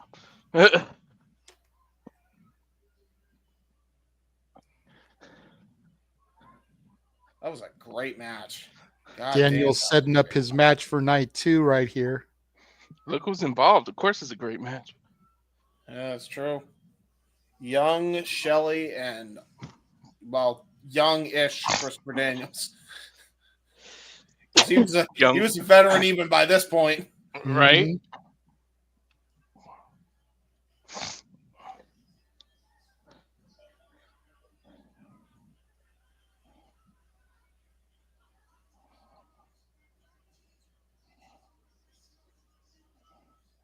He's talking about everything he's done in SoCal. 12 years he's been in the business at this point. Dude, that's so crazy. Been in TNA for 3 years. So he's been in the business for, 32 years now? At this point, if he said 12 years, that means he got in the game in 93. God damn. 32 years in the business. Dude has been around legitimately since the New Generation era. Yeah. What the fuck? And like I said, by the time he got to TNA, he had already competed in WWF, WCW, and ECW. Indie journeyman, man. And then he got to TNA and really kind of took off from there. Awesome shit. It's history and a battle right here, folk.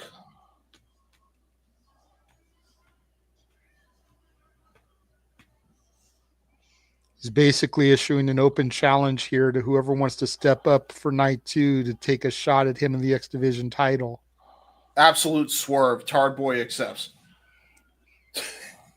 Damn it, James. Oh, shit. No, but look who's going to accept. Chris We saw one Chris versus Chris for night 1. We're getting another Chris versus Chris for night 2. Oh, shit. All right. I was going to say, Swerve JJ comes out of the crowd and accepts the challenge. JJ Williams versus Christopher Daniels. I can see it now. Now, see, 5 years later, when we were doing shit with Battleground, I might have been able to get away with that because they would let me in the ring. They would let me bump around. They would work with me, one of the guys. I might have been able to pull that off then. Here, now, my first night in PWG, no. Let's keep in mind, gentlemen, and here's another name for you. I don't remember if he was at this show, but shortly after this, I started to see one Willie Mack in the crowd at PWG. Where is Willie Mack today? Yep. Where have we seen him, former X Division champion, following the path here of Christopher Daniels? Been on AEW, Ring of Honor. Yep. Current JCW champion, I believe. Yep. Currently a part of the Ring of Honor roster and should be a freaking champion. Think he's technically in AEW? Don't know. Don't. So I'm just saying, like, right around this time, I would start seeing young Willie Mack come into shows and became his friend.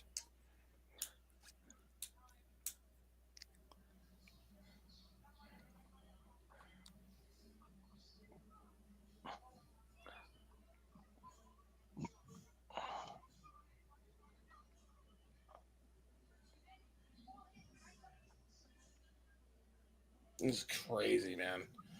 It's just so crazy, like, seeing them set up a match that, like, happened 20 years ago. Mm-hmm. So nuts. This is professional. And pause. And pause. All right. Whoo-wee! What a show so far. We need to make our own damn commercial break, folks. Right? We've only got 2 matches left. My counter says 209.54. Mine's 209.56, so I'll get back to 54. There we go. I'm at 209.54. Yay! Did it. But I mean, go ahead and bring the graphic down real quick, Walter. Sure. I mean, we're taking this little commercial break anyways. I'm kind of curious your guys' thoughts before we go into the semi-main and main event. Keep in mind, we're about to see the Samoan submission machine, Samoa Joe versus the phenomenal AJ Styles. Winner gets a shot at the champion come night 2, and we still have the title match to see who's going to be champion going into night 2. Mm. So, like, what are you guys thinking after 7 matches so far? Brilliant. Like, yeah, just a lot of this psychology, a lot of the reasoning for things, again, just missing from today's wrestling. I feel like, unless, you know what I mean? Like, because some people just don't want to go too technical and too high paced. That's WWE. And then AEW just goes way too much with the freaking high flying with no rhyme or reason. You look at this, and it's like the perfect blend of both. Mm-hmm.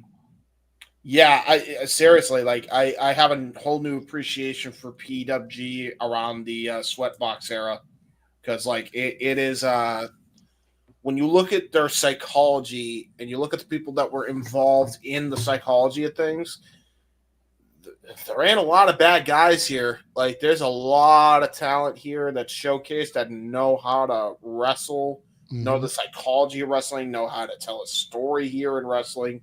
Like, I'm not even saying that, like, there's a lot of these guys that showed they should have been in WWE with the psychology they had. You had a lot of the cruiserweight guys, cruiserweight influence of like Dean Malenko's, your Perry Saturns, your Chris Benoit's, your Rey Mysterios, your Eddie Guerrero's, like Psychoses. Like, even back then, like, the stuff that they were doing was innovative. I feel like they took what they saw from WCW Cruiserweight Division and even ECW's like three-way dances, international three-way dances, and they just kind of perfect it here. Yep, with fucking Tajiri and Super Crazy and Little Guido and even Mikey Whipwreck to a certain extent. Yes, like Little Guido should be, like, he would be a shoo-in for this. Would have had some belters with the likes of Danielson, Jamie Noble, and the RVD Jerry Lynn type of rivalries and matches. Yeah, absolutely. Like, it was very much it was very eye-opening. Again, there was a lot of moves that I've seen too I haven't seen ever done before in wrestling, and I'm wondering why the hell they're not done now. And, you know, so there's some simple shit, complex shit. Overall, just good fucking pro wrestling. And, like, at a time where, you know, you think you've seen it all, and then you see a freaking rinky-dink bingo hall Sweatbox, Jewish Community Center is putting on even more innovative stuff here. It's like, man, WWE missed the boat on signing a lot of these guys later on, because it would have added a whole new dimension. We might be looking at a new industry if they signed them earlier, and Vince didn't close his freaking mind. You know what I mean? Like that. When you look at this, like that's all I could think of. It's like, damn. Fair enough, Walter. I loved it. Pretty much ditto, but like, how many watch-alongs have we done? I've never said I miss actually physically doing wrestling until I saw this. Like, it takes me back into that environment. Like, same. I miss this kind of shit. Yeah. Same. Like I said, man, at the outset, this was when we were the most active in our Fed, the LBWA, the Long Beach Wrestling Alliance. And it was this era right here, man. I was a sponge for everything. I was absorbing everything that I could and trying to adapt styles and moves and whatnot. Now, you got to figure, I'm 5'10", 5'11". You know, back then I was about 220.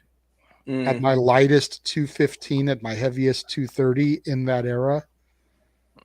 So, like, even though I could technically qualify as a cruiserweight, I didn't have that speed and agility. No. So I had to try to find a way. I was more of like your Samoa Joe. Kind of thicker build, stocky. And I had to try to find what worked for me. And I wasn't seeing those guys on TV. Because Joe hadn't debuted in TNA yet. Yep. You know, if we're being quite frank, I think this match might have been part of what the catalyst was to get him signed to TNA. Seeing the way he worked with AJ. I bet. I wouldn't doubt it in a second. Like, Because is this the first match they would ever have against each other? By the way, I'm not sure if they met in Ring of Honor before this or not, but I'm pretty sure this was the first time in Guerrilla they at least had a one-on-one. And Samoa Joe is on his. Is he on his record-breaking Ring of Honor World Championship run? I think so. AJ probably called Dixie or whoever was running the company at the time right after this match. It was like, I got somebody you need to sign. Who dethroned Joe? Wasn't it Jamie Noble that dethroned Joe? Because I know Punk never did. I thought it was Danielson. No, was it really Jamie Noble? I don't remember. Maybe. We'll It damn sure wasn't Danielson. Or I'm sorry, CM Punk. It damn sure wasn't Punk. Because Punk and Joe's trilogy ended without Punk capturing it from Joe. Mm-hmm. I remember there was a match between it was Kenta Kobashi and Samoa Joe, which was absolutely off the chain. Like, such a good match. Yeah, man. Like, all in all, it's a glowing review here tonight, folks. From something 20 years ago. Austin Aries. Yeah, that makes sense. Joe. That makes sense. Yep. So at this point, Aries was the Ring of Honor champion. Because he had dethroned Joe in December of 2004, lost it to Punk in June of 2005. So Punk hadn't completely left the Indies yet. But like I said, his last Guerrilla show was the March show. That's right, because he was the person he actually defeated to start the Summer of Punk that year, actually. Yep. And then Jamie Noble took it from Punk, and then Danielson beat Jamie Noble. Mm-hmm. And then I believe Punk on that very show where Noble had his title defense, it was CM Punk and Colt Cabana at that time. I believe so. I believe you're right. Yeah. So Austin Aries was the Ring of Honor champion at this point. Wow. And not Joe. Joe's reign had ended 5 months prior. Dude, what a crazy again here. That was professional wrestling at the time. We did pause for a quick commercial break. Yes. Let's go ahead and run the trailers real quick. Yes. We'll run both of them. Give me a chance. We'll run the watch along trailer, and then we'll do the La Princesa trailer. Sounds right. Come back and do the plug after that. Do you want me to control the trailers, Walter? Are you still eating? No, I'm not eating anymore, but you can control that. All right, James, feel free to run to the bathroom real quick. I will do the two trailers. They add up to almost 3 minutes. So you got a few minutes. And yes, I just said 3 minutes. We'll be Remember what happens if you shake it more than twice, James. And now for a taste of things to come.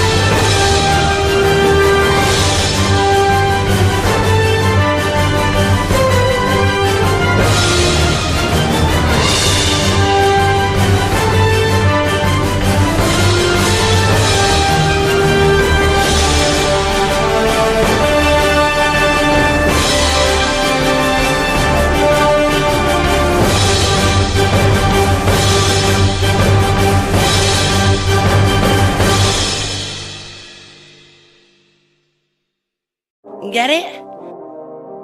Got it.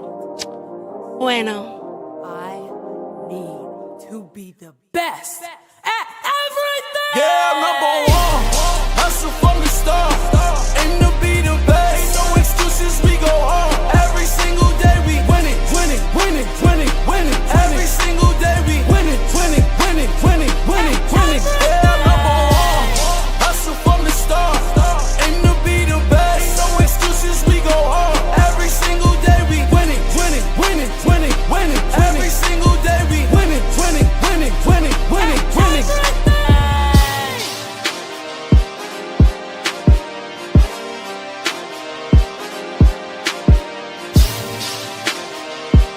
Get it? Got it. Bueno. Yeah, I'm number one.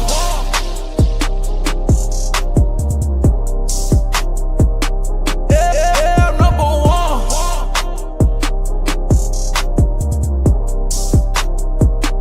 Yeah, I'm number one. Hustle from the start. Aim to be the best. Ain't no excuses, we go hard. Every single day we winning, winning, winning, winning, winning. Get it? Every single day we winning, winning, Got it. winning, winning, winning, winning. Bueno. And of course, that is the big thing we've got coming here across the Simply Reliable Studios this Friday, April 4th, 8 p.m. Pacific, 11 Eastern. We will be welcoming La Princesa Tiffany Nieves to the shenanigans. So gracious with her time. She is allowing us to interview her. Looking forward to that. Gonna be nice. Yeah, I saw this pop up. Daniel, I want to just remind you guys now, remind Daniel and remind everybody in the chat. Only way your questions are going to be answered is if they get super chatted. Yeah. We're not being given a whole lot of her time. I'm working on questions that I want to ask her, ways that I want to guide the conversation. We're only going to ask her your guys' questions if they are super chatted. So I hope you guys understand in advance. Once she departs the show, we'll go into normal shenanigans. As long as it's a good question, we'll answer it. You know the way we do. But while we have her time and her presence, we're only going to be addressing super chatted questions. Yep. And I'm still bopping to the song. Right? Again, shout out to Joey Els for the music. His song number 1, that is her theme song on the Independence in NWA. I actually went back in the clip and watched the clip on X of her entrance from Reality of Wrestling, and I could hear it in the background there. So that's definitely what she uses at the Indies as well. But thank you to Joey Els for giving us permission to use the song that she uses to promote that. Yep. All right, gentlemen, are you ready to resume the video? I am. 209.54, hitting play in 3, 2, 1, play. AJ Styles versus Mojo. Senior Joe. Joe in those signature brown and black trunks, the phenomenal AJ Styles. Baby AJ. With no soccer mom haircut. Nope. Now that was the Midwest farmer hair, man. That's the same hair Randy Orton debuted with. Mm-hmm. True. Yeah, Ron. I actually used to have me a hooded jacket that I cut the sleeves off of so I could be the phenomenal JJ Styles. Oh, they were chanting Joe even then, man. Hell yeah. Joe is a SoCal legend. Came from Ultimate Pro Wrestling, Ultimate University. The same school that Frankie Kazarian came through after he relocated to SoCal. The same school that Christopher Daniels taught at. Yep, John Cena. Joey Ryan and Scott Lost came through there. John Cena and The Miz came through there. Wow, look how much slimmer Joe was. Joe from Huntington Beach, California, legend at this time. Gone is the bleached blonde hair that he had when he feuded with Christopher Daniels in UPW, but still the same badass with about another 5 years experience under his belt. Then he went to TNA. Look how long he was undefeated. Mm-hmm. Tangling with the likes of Kurt Angle. One of the greatest matches in TNA history, Joe versus Styles versus Daniels. Was that his head that just made that noise? Mm-hmm. Dude, that was some crazy technical ability by both guys. I was going to say, Joe gets undersold in his technical ability, man. Look at him there. There's a reason they called him the Samoan submission machine. There's a reason he was able to hang with an Olympic gold medalist. There's some of that right there that you just saw with the phenomenal AJ Styles. I love all the technical shit Joe does, everything he does. But the funniest shit, the best thing is when he just walks away from the corner and you can't reach him. That shit is hilarious. Mm-hmm. Tyson's taught that. That's his version. That's his version of James's nope. Yeah, right. and, dude. That legitimately, like, he has taught that now to his proteges Hook and Shibata, even though Shibata is, I think, show's elder as well. So look at the crowd clapping and shit. Look at the air AJ got with that leapfrog drop kick. Jesus. Yeah, that's a vintage style move by AJ right there. See them pull that off many a time. Going for a scoop slam on Joe, but Joe too big, too strong. Executes it the second time, though. The height he gets on this freaking drop kick. Oh.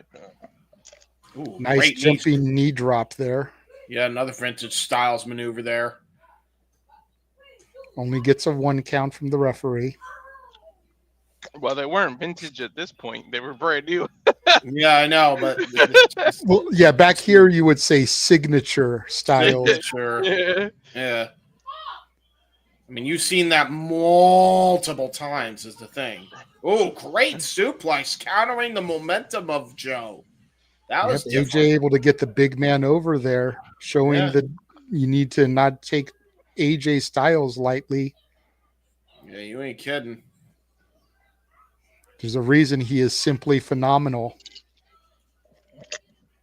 Before Eminem made a song. Irish whip to Joe.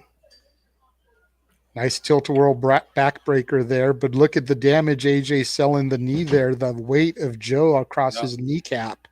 By the way, just to clarify, that the buckles almost came undone just by Joe bouncing off the ropes. That's how beefy he was. It's a beefy boy. Beefy PWG boy. crowd chanting, "Let's go, Joe." Hearing the way this crowd is into Joe, I might have been one of the few guys that was behind AJ at this point because I wasn't as familiar with Joe. Oh, really? I knew a little bit of Joe from the UPW on KDOC TV show and the UPW DVDs that I purchased. Well, there's the nope. But I wasn't as familiar with Joe as I was with Styles at this point because I'd been watching AJ since 2003. Oh, nice. The 1-year TNA pay-per-view. By the way, I love how he hit that tiaras. That was great. Great psychology. Again, shocking. Ooh, tried to go for a springboard. Oh, no! Joe again said nope. Tripped him up, had AJ hit face first on the hardest part of the ring apron. The way AJ hit his neck after that nope. Mm-hmm. Yikes. There's a singular mat to protect both guys. Like one lowly yoga mat. Like that's gonna fucking do a goddamn the old gym mats. Yeah, like holy shit. Like they peeled a mat off the wall and was like, here, let's just throw this down on the ground. There you go. That'll do. That'll take care of everything. Yeah, that'll do, pig. That'll do. That'll do, big. That'll do. Oof. Oh, nice chop.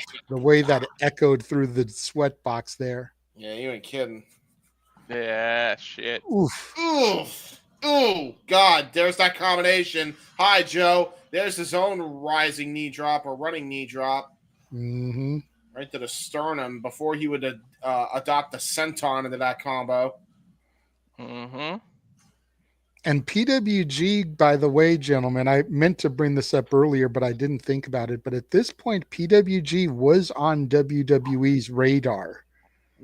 Sean Davari and Molly Holly both attended this show as fans and were spotted in the doorway just watching the action.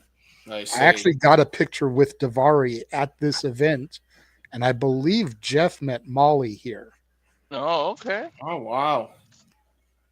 Like, I don't think you can actually see them in the doorway there, opposite the hard camera. Oh, wow. But they were there.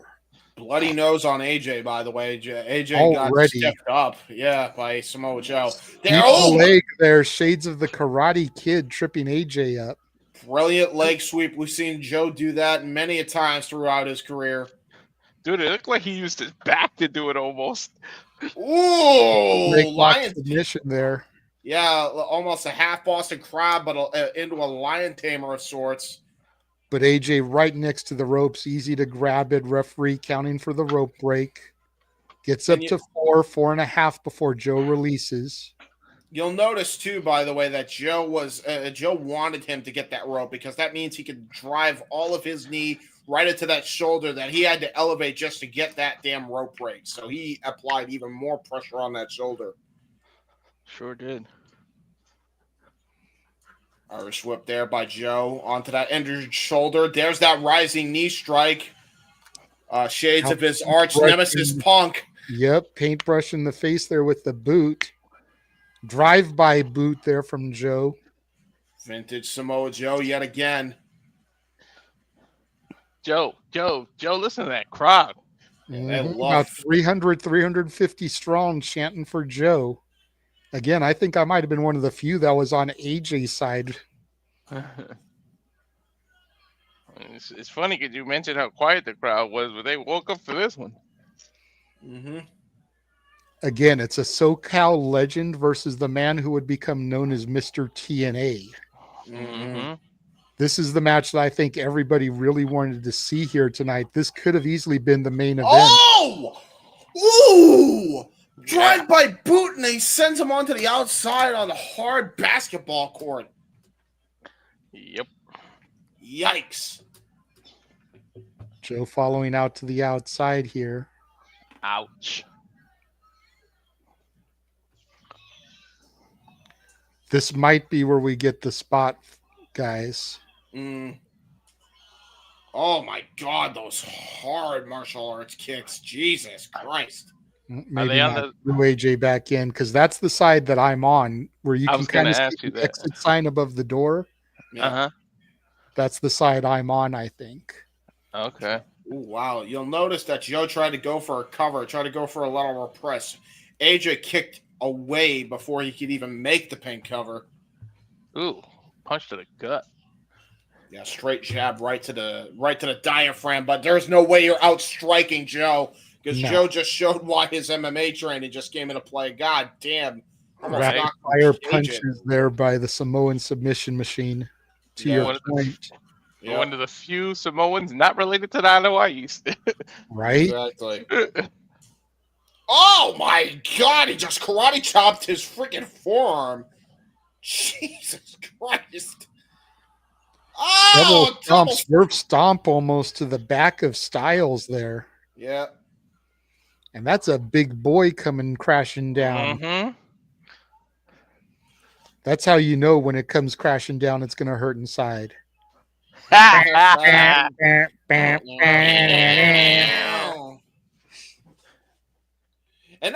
you will know that person actually showed up at WrestleMania 21 to help Eugene against Muhammad Hassan and Sean Davari, who's also in the show.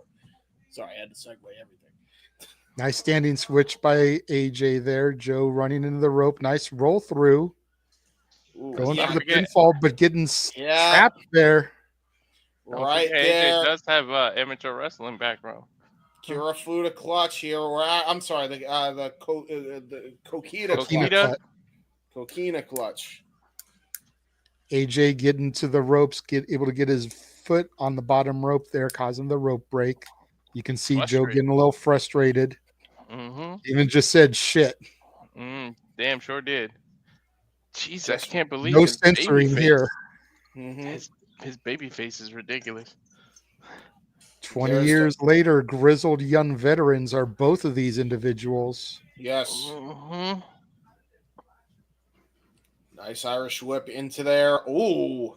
I'm sure at this time he didn't know he would be over DDT vintage AJ Styles. There it is, right out of the corner that time. Another move that AJ says that he hasn't done in a long time, doesn't think he can execute it anymore. He might try at WrestleMania or something. DDT. You know, if anyone can bring it out of him, I think Logan Paul could do it. Yeah. You know, I know maybe that's giving Logan Paul too much credit, James. I know how you feel about him, but with the athleticism that Paul shows in the ring, I think if anybody could help bring that out of AJ, it's him. That's what I mean. He'll try to match him for that. And then, you know, at Mania is the time you bust out some old moves. Remember, Booker T did the Harlem Side. Or maybe Logan Paul will try to do it to AJ as a way to kind of spit in his face and get some heel heat. That's true. Either way, both men kind of trading Irish whips right now from corner to corner. Went for the scorpion splash there, Shades of Steen, but Joe caught him with that big Uranagi. Now AJ pulling himself to the outside again. AJ right there. I think, okay, this might be it.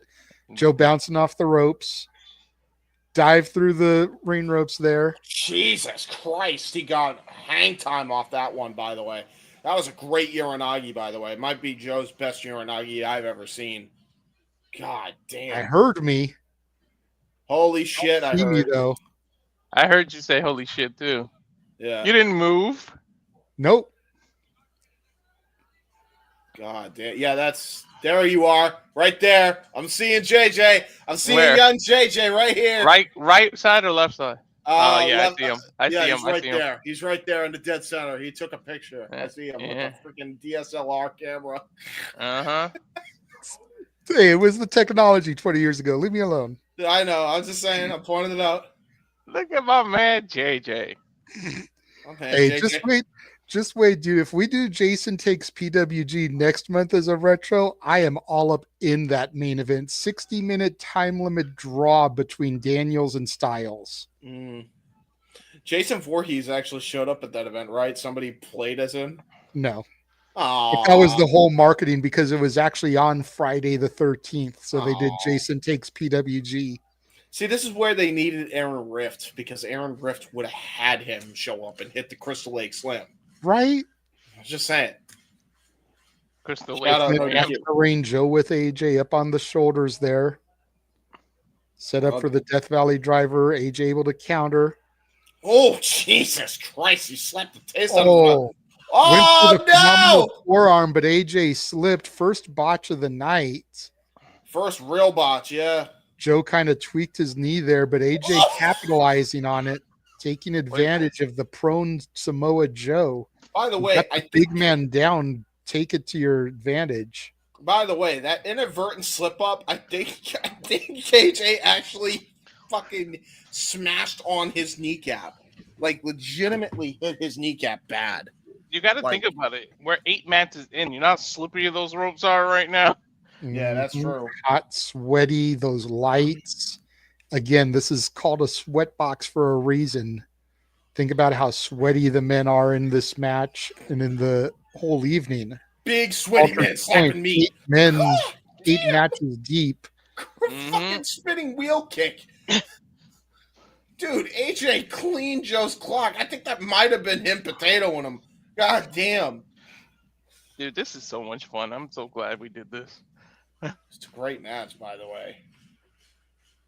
Phenomenal match so far between these two. I'm almost wondering if this is like legitimately the first match between these two because they seem like they have amazing chemistry. Great scoop slam. Very Orton-esque with that scooping power slam. And then the running senton from Joe goes for the pinfall. AJ kicks out.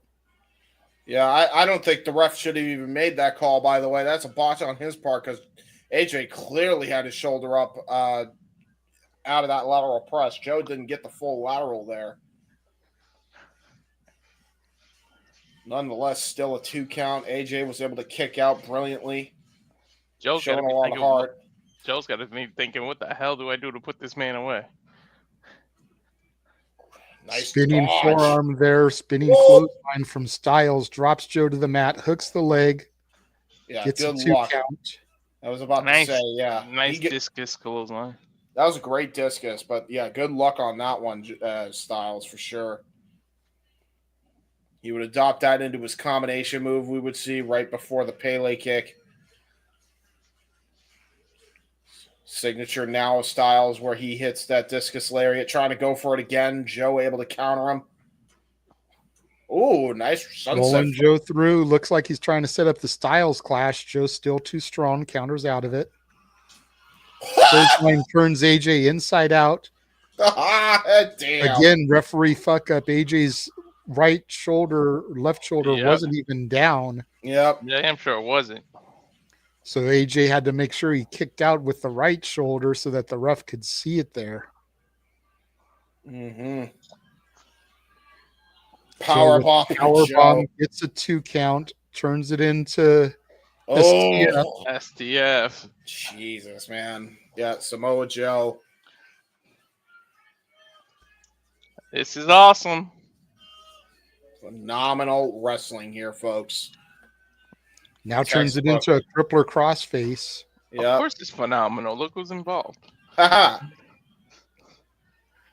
Again, these guys kind of the heartbeat of the X division.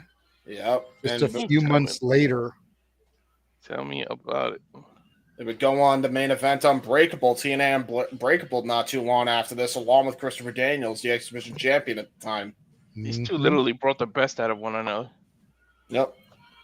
Add Daniels into that mix, man. All three of them brought out the best of each other. Joe and Daniels obviously having the storied history going back to UPW.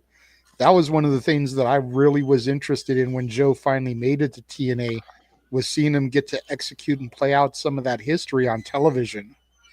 Look at this toying here. Joe toying with his food and AJ here almost. Trying to go for another. Pele. There's the Pele. Joe rocked. Yeah, he tried to go for that lariat again, trying to take the head off of AJ. That's one move he still hits now, that Pele. Yep. Whoa! Got him up into the fireman's carry. Torture rack. Into a torture rack bomb. We've seen him do that. Again, not a 3 count. Not a 3 count. It was a torture rack bomb. No version. No torture rack bomb. No blue thunder bomb. Nothing. I'm just saying. Come on, Noah. Even the phenomenal one couldn't do it. I get it with Samoa Joe, but come on. You know, I guess we're gonna have to try. Somebody's gonna have to try a red thunder bomb. Well, or a red lightning bomb. And now, if No DQ CAW ever comes in and they have the Matrix team, I'm gonna make sure that the black guy that gave Neon the blue pill or the red pill, that's gonna be the red thunder bomb for that black guy. Thank you. Yeah. I think it's Morpheus, right? Yeah, Morpheus will have the red thunder bomb. Thank you. Whoa, Jesus! They should have FE start doing it, and GCW could call it the Rainbow Thunder Bomb. Nice. Yeah. Eventually, somebody's got to make it their finisher and get some wins out of it. Great freaking striking exchange between both guys, by the way. God damn. You got to give it to a 7-footer to make it actually start winning. I just saw JJ yell, by the way, in the goatee. He's like, come on, AJ!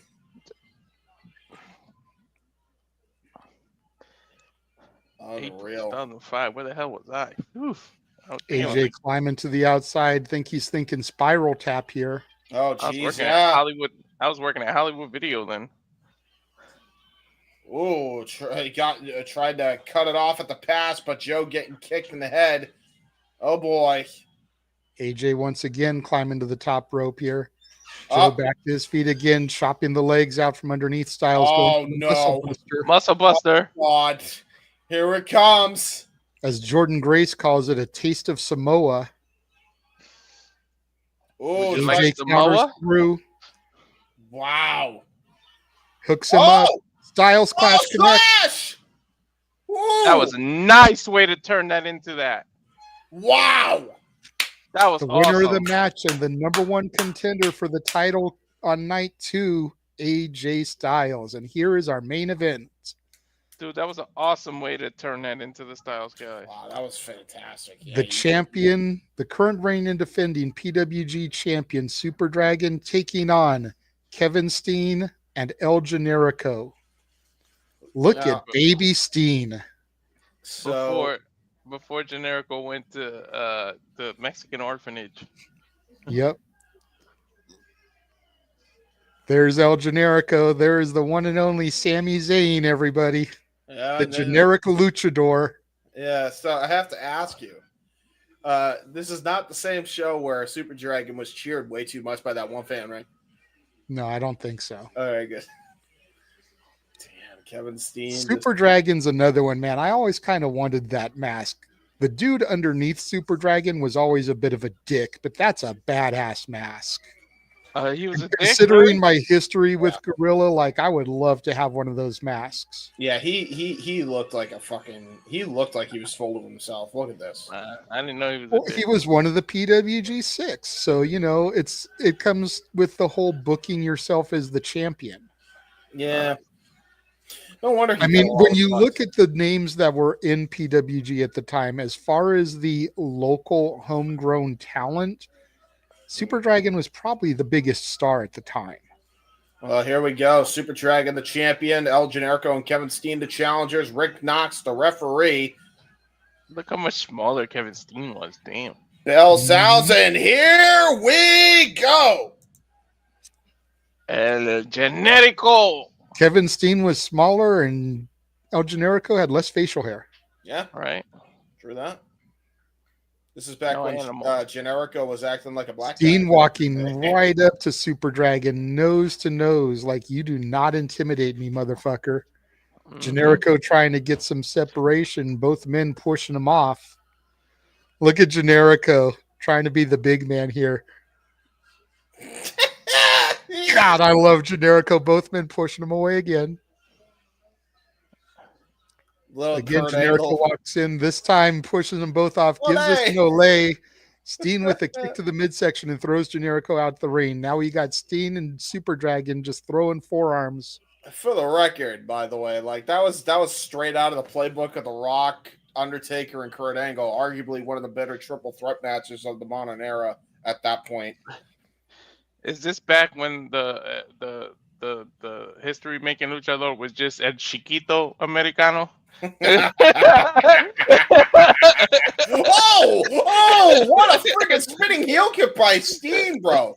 Hey, he got that from Owen Hart. He was taking notes. He was a pequeño Americano. Pop up into a drop kick there from Generico. Nice kip up. Ducks the clothesline, back elbow from Generico onto Steen. Standing moonsault connects. Lateral press, gets a 2 count. Super Dragon breaks it up.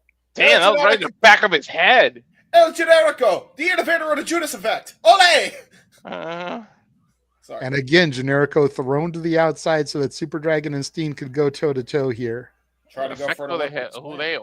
Steen looking for the package pile driver early. Yeah, it looks like Super Dragon was trying to go for the Olympic slam, got counted into a snap there. Nice knee strike right to the back of the head. Super Dragon with a full head of steam and a knee strike right to the face to follow up. Lateral press, there's 2. Generico in there to break it up. Gee, I wonder what happened to him doing that package power drive, huh? Generico with the short jabs to Super Dragon. Irish whip sends him into the other corner. Uh-oh. Gonna go for the haluva kick. Ooh, got countered right away. Got pushed away by Super Dragon. Tried to go for a Dragon had it scouted.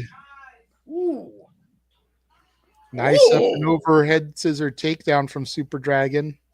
Ooh, nice. Generico with a lucha arm drag. Into a calf kick. I can't believe this. Now Kevin Steen coming from behind, attacking his longtime frenemy, El Generico. God damn, I feel so old watching this, and I wasn't even watching it here.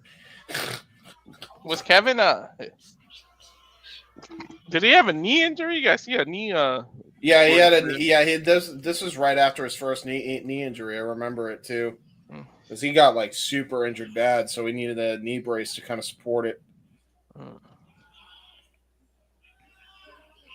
Nice gut wrench by Steen.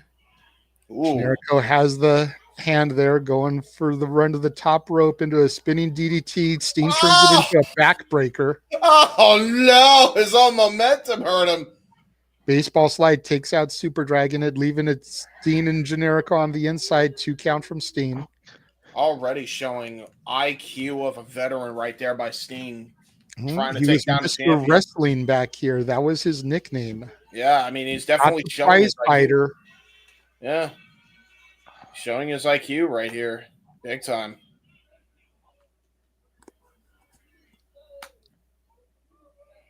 Sting had a point to prove back then, man. Absolutely. Oof. Oh, The top drops Generico to the mat. God, Damn. Loud. Hey, I think I know where Gunther tried to get his chop game from. Notice the Hatchet Man there on Steen's boots, reference Yeah. to ICP and the Juggalo Army. Yeah, he was definitely a part of ICW around that time. I believe that's where he got his break in America, was with the ICW guys. Insane Championship Wrestling. Insane in the membrane. Insane in the brain. JCW, sorry. Insane. Yeah, Juggalo Championship Wrestling. Championship, yes. That's actually what it was called, folks. We're not making that up.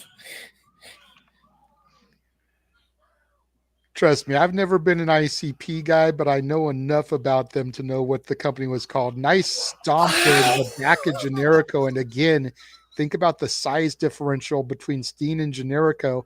And now the stomp from Super Dragon to Steen on top of Generico's chest. Well, Super Dragon and Steen about the same size there.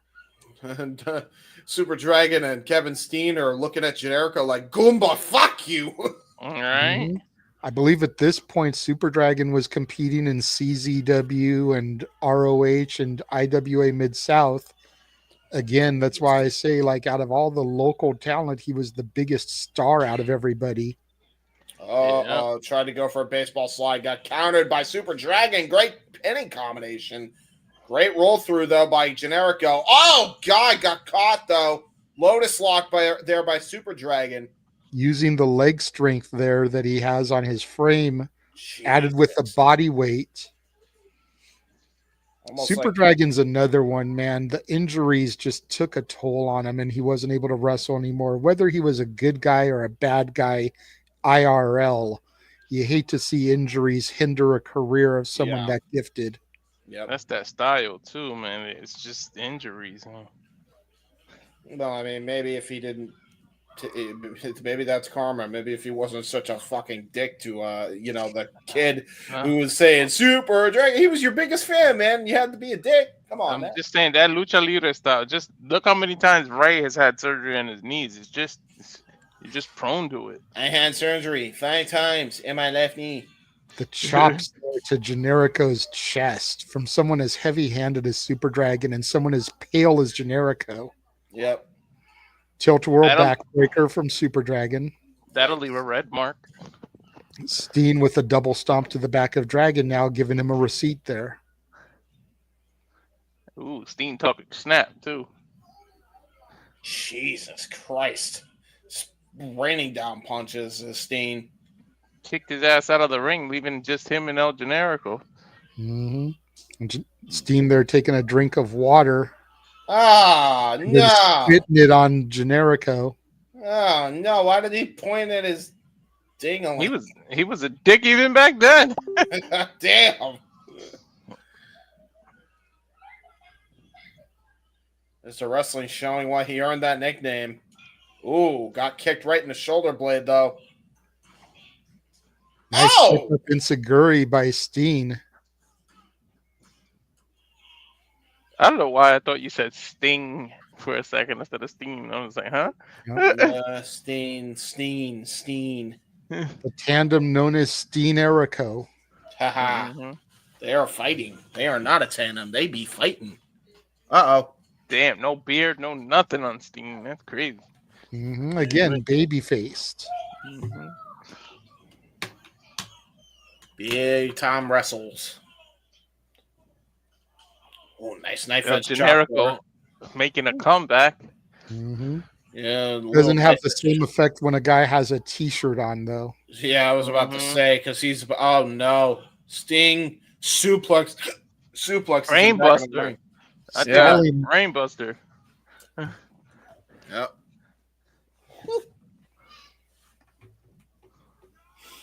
Kevin Steen lifting Generico up to the top rope there, top turnbuckle. Uh-oh.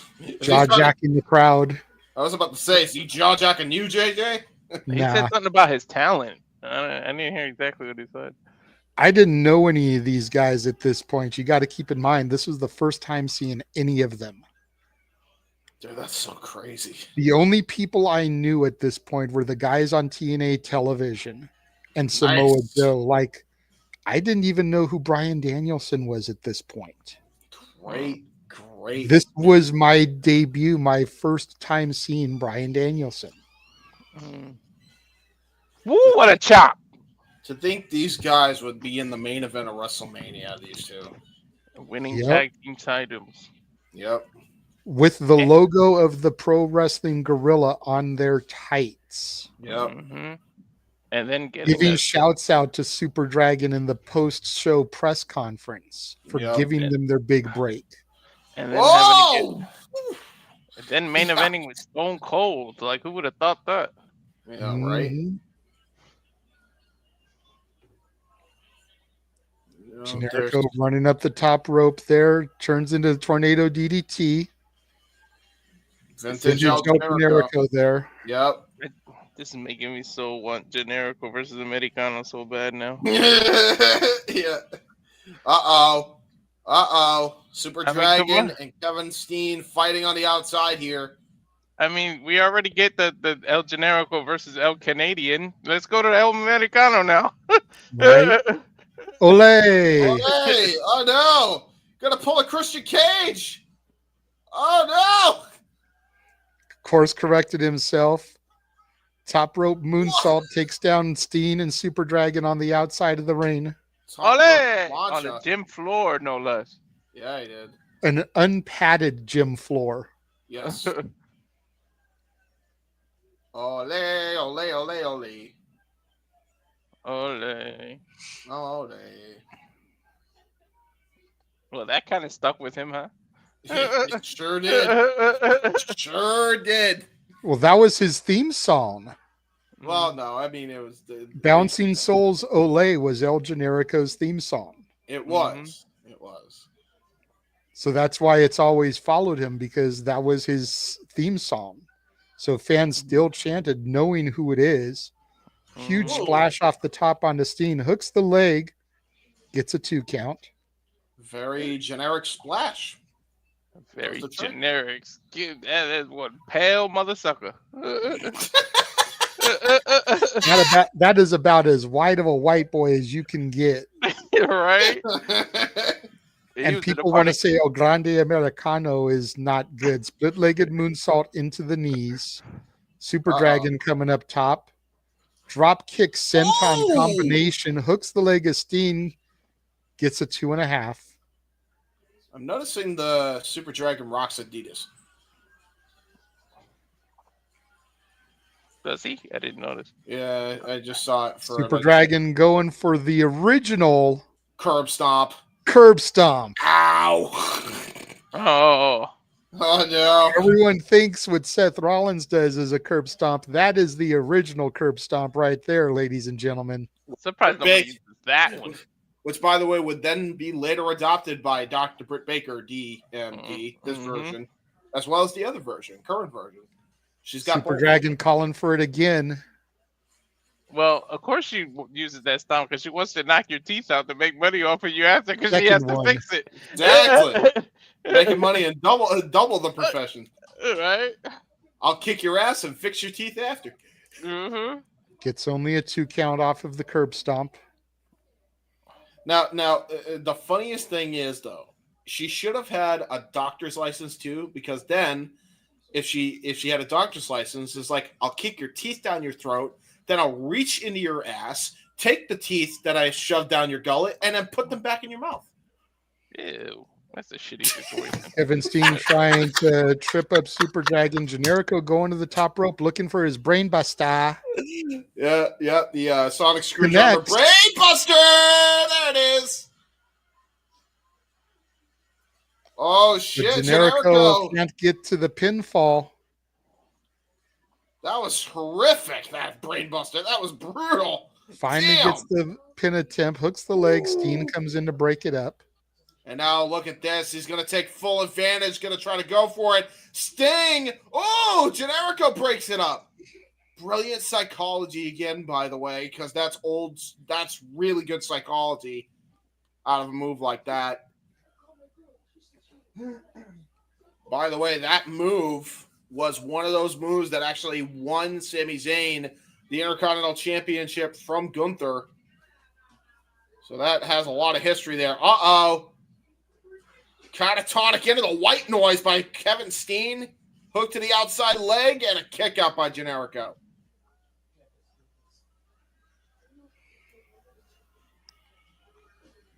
Dragging Generico to the corner. Steen up top looking for a moonsault here. Looks like it. Connects. Beautifully executed. Yeah, it is. Gets a 2.5 from Rick Knox. Very, very good matchup so far, man. Look at all this talent in the last 2 matches, by the way. All of them have a huge spot in pro wrestling nowadays. All the talent. All the talent. Well, the talent. Except Super Dragon. But Super Dragon, you can even give credit to having in wrestling today because of being a talent scout and booking these guys. Yeah, true. Very true. Like, you got to give the devil his due here. I always wonder why they never had. You know what? Honestly, they got freaking Delirious now at TNA. I don't know why they never signed Super Dragon for that. Again, it could just come down to personal attitude, with what has been said about Super Dragon and the man behind the character. Well, I mean, there you go. You got good cop and Delirious, bad cop and Super Dragon. It works. Make it happen. There you go. Steen calling for it, goes in with the Yakuza kick. One of Generico's signature maneuvers there. Yeah. Now known as the Haluva, back then the Yakuza kick. Yep, he got it fully in there. By the way, MVP would later adopt that as the Playmaker boot. Yep. Innovative. Looks like he's going to go for it again here. Again, if anyone knows this maneuver, it's Kevin Steen, longtime best friend of El Generico. Oh, God. Goes in, Yakuza kick of his own. Oh, my God. He kicked the shit out of him into the exploder. Suplex. Oh, my God. Butterfly into a tiger suplex. 2.5 from Generico to Steen. That was huge. What a combination of moves there. And finally, I do see Super Dragon stirring on the apron here. I don't think Generico realizes it.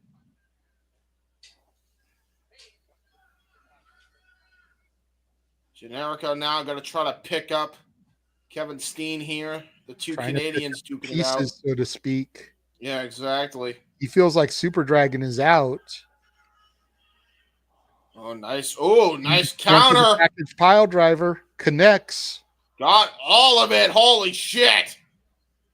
Super Dragon in at the last second, breaking up the pin attempt off the package pile driver. Finally getting his bearings back, even if it's just a little bit after that brainbuster from the top by El Generico earlier on.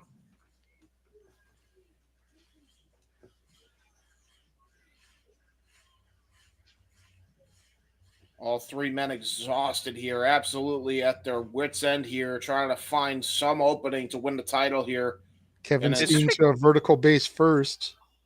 Going for a package pile driver on Super Dragon, it looks like. Yeah, dropping a knee. Counters. Yeah, brilliant by Super Dragon. And a hell of a clothesline. Turning Steen inside out. Now turning his focus onto El Generico, it looks like. Well, maybe not. Oh! God damn, somersault through the turnbuckles, and he just took out Kevin Steen. He might have wiped him out for the rest of the match here. Super Dragon going to the top rope. Double stomp. Got all of it. That was a Kevin Sullivan-like double stomp also. And there's that Lariato! Gonna go for the Dragon Driver! Got all of it! Holy shit, did he spike Generico? It is game, set, match. Steen tried to break it up, but was just too late. Wow, man. The winner of the match and still your PWG champion, Super Dragon. What? Jeez, I wonder who booked that. It was a great finish, by the way. The Burning Hammer Driver. Never seen it done like that. Who's this? AJ Styles, the number one contender. All right. Remember, AJ's going to face Super Dragon now tomorrow night. Lord, he looks so much bigger with the way the camera was. I was about to say. He is Couldn't really dropping the hear what title. AJ said, but you could pretty much figure he's saying, "Keep it warm for me. I'm coming for this." I believe he would go on to win it, by the way. Let's not give away spoilers, That's, James. We're going to be hey, watching we're this doing again a tomorrow Oh, night. I thought it was later. All right. And that's it. Now we're getting the little post-show interviews. We can cut it at this point if we want, Oh, Yeah. God. because the matches are over. I feel like we timed But it the perfectly. bonus like features, post-match interviews and whatnot. We timed Very, it very perfectly good. like a real pay-per-view. Look what that is. All right. Right? So, show is officially over. Your first PWG full show experience is in the books. I'm going to start with you, Walter. What'd you think? Fucking awesome, man. Like I said, it takes me back to days of taking bumps and stuff, and it's so great to go back in time and knowing what these people would become. And it's just awesome to see where they started and see the Mhm. beginning of the journey and just be like, dude, I was there. For you to say that, it's freaking awesome. Like, and kudos. I look forward to doing more of these. This was awesome. Like literally. And Yeah, I'm with Walter. This was phenomenal. Again, Again. unfortunately, PWG full length is not something that really exists online. Yeah. So we're definitely going to have to pick and choose what we do, what we don't do. But I do have tomorrow, night 2 of this. I did find Jason Takes PWG in its entirety, which would be the following month. Yeah. Friday, May 13th, which will be a Tuesday for us here this year. Tuesday, May 13th. So we can do that one. And then from there, it's sporadic at best. I did find a guy that has some of the shows that furthers this feud that we had earlier with Scorpio Sky and Scott Lost. Yeah. But he only has certain matches post. I've messaged him asking if there's any way he can upload the full shows, waiting to see if it happens. As of right now, he hasn't. And the matches he's uploaded from the shows are the ones with the big names from those shows. So it's Scorpio Sky versus Scott Lost is a nothing thing in the grand scheme of things, unfortunately. But I hope he uploads those couple of other shows so that you can really see how the feud progressed from this point to the end of the year. Yeah, man, I can't wait. It's just fun to be able to get in the time capsule and go back. Wrestling was a different thing then. Like we touched on at the outset, Eddie Guerrero was still alive. Chris Benoit hadn't gone mental yet and done what he did. Hulk Hogan was going into the Hall of Fame the next night. Yeah. And wasn't a social pariah getting booed out of the building like he is these days. You know, TNA hadn't even hit its 3rd year yet as a company. Stone Cold just retired only for 2 years, I think. Yeah, because I think he retired in 2003. Yeah. Yep. Was barely retired for 2 years because WrestleMania 19 was his last match. And then here he would be on this show at WrestleMania 21 when they did Austin on Carlito's Cabana, Piper's Pit, that whole thing. But to your point, it's fun sometimes to go back and relive this shit and look at how things changed. Look at how the business has changed. Look at where these people are today. Again, Kevin Owens, is going to be fighting Randy Orton at WrestleMania this year, 20 years later. Yep. El Generico, Sami Zayn, we still don't know what's going to happen for him as far as WrestleMania. AJ Styles is facing Logan Paul at WrestleMania 20 years later. Christopher Daniels just retired. Samoa Joe is in the ops in AEW. Frankie Kazarian has the Call Your Shot Gauntlet Trophy, could very easily become world champion later this month. All signs point to him cashing in when they come to LA. Yeah. The SCU becoming champion in SoCal. So crazy, man. Motor City Machine Guns. Yeah, the Motor City Machine Guns are now on Friday Night SmackDown. Yeah. Heating up the tag division still 18 years after they formed. It's just crazy to think about. Again, Bryan Danielson retired in October of last year. Petey Williams and Jamie Noble are agents in the WWE. And then again, some of these guys had to retire due to injuries. Some of them have gone on to have prosperous careers outside. Like I said, Scott Loss does comic book artwork and graphic novels. Some of these guys made names for a while, like Joey Ryan, and then shit happened. But you want to talk about successful? I mean, you look at what Joey Ryan was looking like here, and then think about the level he was before shit came crashing down for him. Yep. He was arguably on that Matt Cardona level of making a living traveling the indies. Former NWA World Tag Team Champion with Carl Anderson. Yeah. Gee, where did Carl Anderson end up? Bullet Club, WWE, TNA, possibly going to AEW. Fake King. Like these guys had an eye for the business. Yeah, they did. And the business is better for PWG's existence, I think. It's just too bad that first COVID happened, and then the man behind Super Dragon, and I don't know the whole story, but I believe something happened with his wife, with his girlfriend. She got very, very sick. I believe, if I remember what I read correctly, and I'm not 100% accurate, but I believe I read that she got very sick and basically had to put off booking and running PWG shows to take care of her. So, yikes. Again, regardless of what you may think of the man behind the mask, at least noble enough there to do what was right. Priorities over passions, as Noah always says. Yep. And to Safet's point, Candice LeRae, huge product of SoCal and PWG on our televisions, married to Johnny Gargano.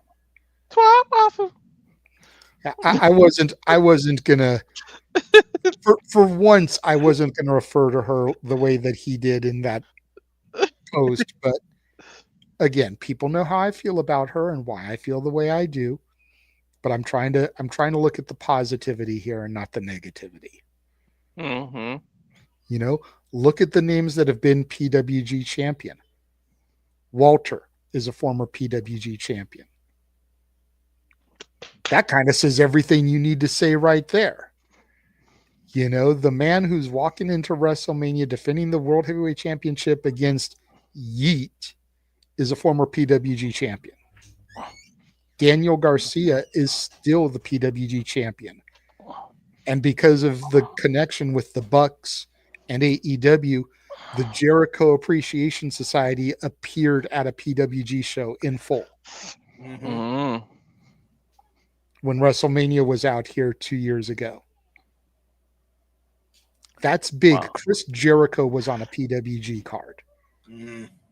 That's crazy to think. Again, say what you will about Jericho and the Jericho Vortex and the shape he's allowed himself to get in and the learning tree shtick, but Chris Jericho, a 34, 35, 36-year veteran of the business, was at PWG. That's crazy to think about. And I'm looking forward to going back and doing this again tomorrow because I've seen night 2 less than I've seen night 1 because obviously I was at night 1. I bought both DVDs. I owned both of them. I think I still own both of them in one of these boxes over here. But I've watched night 2 less because I wasn't there. So going back and revisiting all of that is going to be so much fun tomorrow because I kind of have the same fresh eyes as you guys do. That's gonna be fun. It's gonna be a lot of fun. Hey, yo, And again, if you guys out there enjoy this and you want to see us do Jason Takes PWG, like the video, share the video, post in the comments that y'all want to see it. Let us know if you guys want us to keep bringing this retro content to you guys, because we'll do it. I love revisiting this shit and exposing people to it that have never seen it before. Mm-hmm. Like I said, main event of Jason Takes PWG is Christopher Daniels versus AJ Styles in what goes to a 60-minute time limit draw. So just think about that for a minute. Those two men for 60 minutes in that sweatbox gymnasium.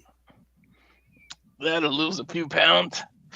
Not even in their prime yet. Scratching the surface of their prime. Mm-hmm. Crazy.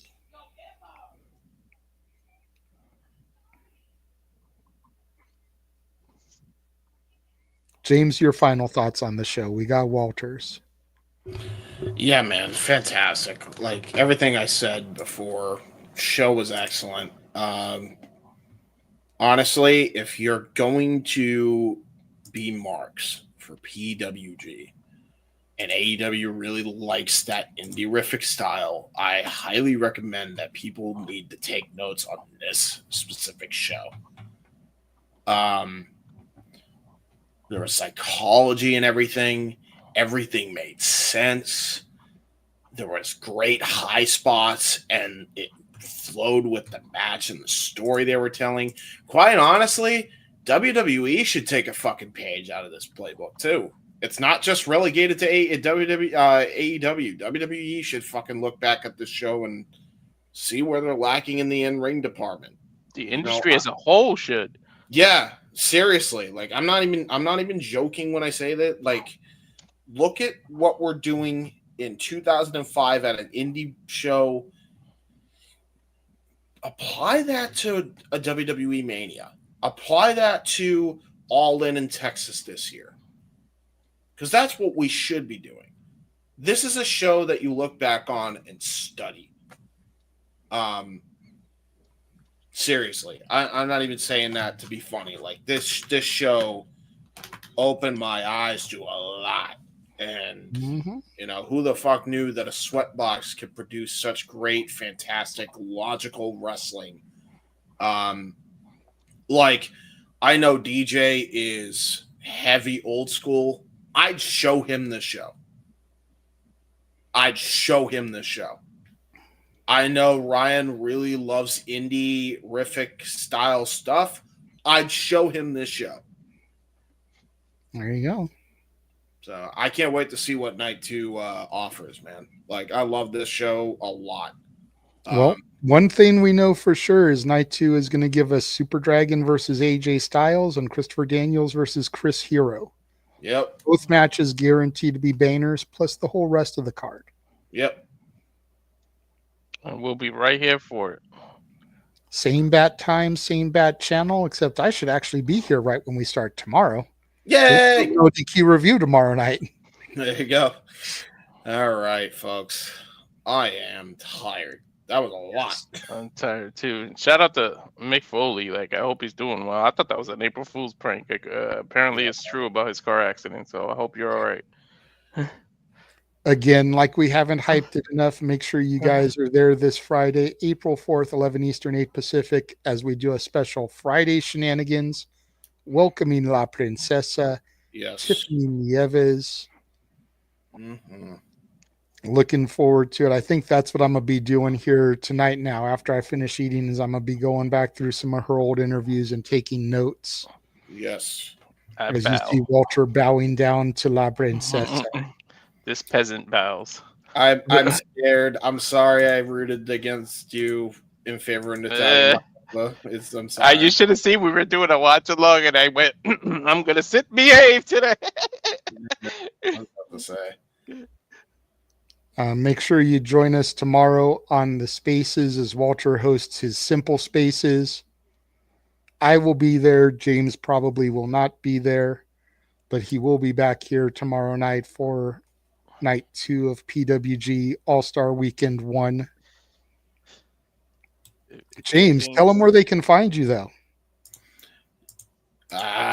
Yes. Hello. Speaking of Natalia, you guys can find me on the YouTube and Twitter at jhebertside95, Instagram too, but I'm barely on there much, and on Facebook at James Heban Hebert. I do really current of things on the internet.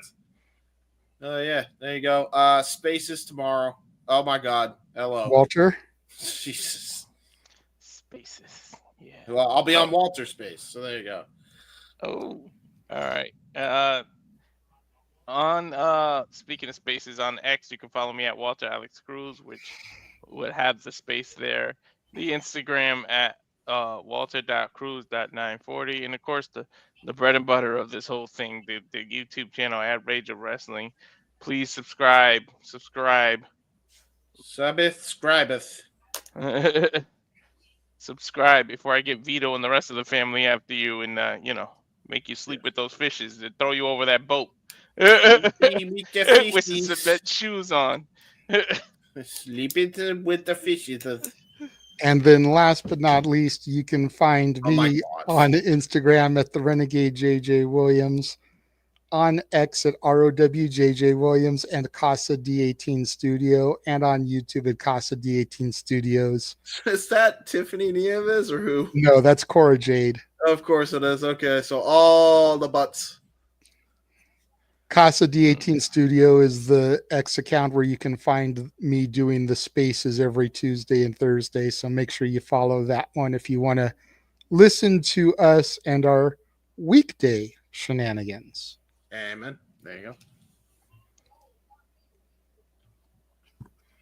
Well, never mind about Walter. Not getting in trouble. Yeah, he got in trouble. Maybe she's. Oh, I think he means because JJ's got one of those now. Oh, yeah, true. There you go. No, I love that you assumed, James, but I would not do that to her. No. My wife actually saw that graphic the other day. She was like, I kind of want to walk up and just smack her ass one time.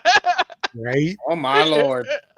Well, I'm definitely looking forward to watching NXT back tomorrow when it comes onto the CW app, since we've been on the air since 8 o'clock, and Spectrum, I can't DVR it. So yes, I'm missing. I know a little bit of what's going down tonight, but I'm looking forward to watching it play out. Yeah, I'm in old town. I could have watched it, but I'd rather do this stuff. I didn't even think about it. I forgot about NXT too. You just said the. But thank you to everybody for joining us, for watching along. We will see you guys tomorrow again, 8:30 Eastern, 5:30 Pacific, for night 2 of PWG All-Star Weekend. Once again, the link for it will be in the description if you guys want to watch along with us. Mm-hmm. For the He-Man James Hebert, for Mr. Reliable, I am the Renegade of Wrestling JJ Williams. Thank you all for watching. We will catch you guys next time. Subscribe.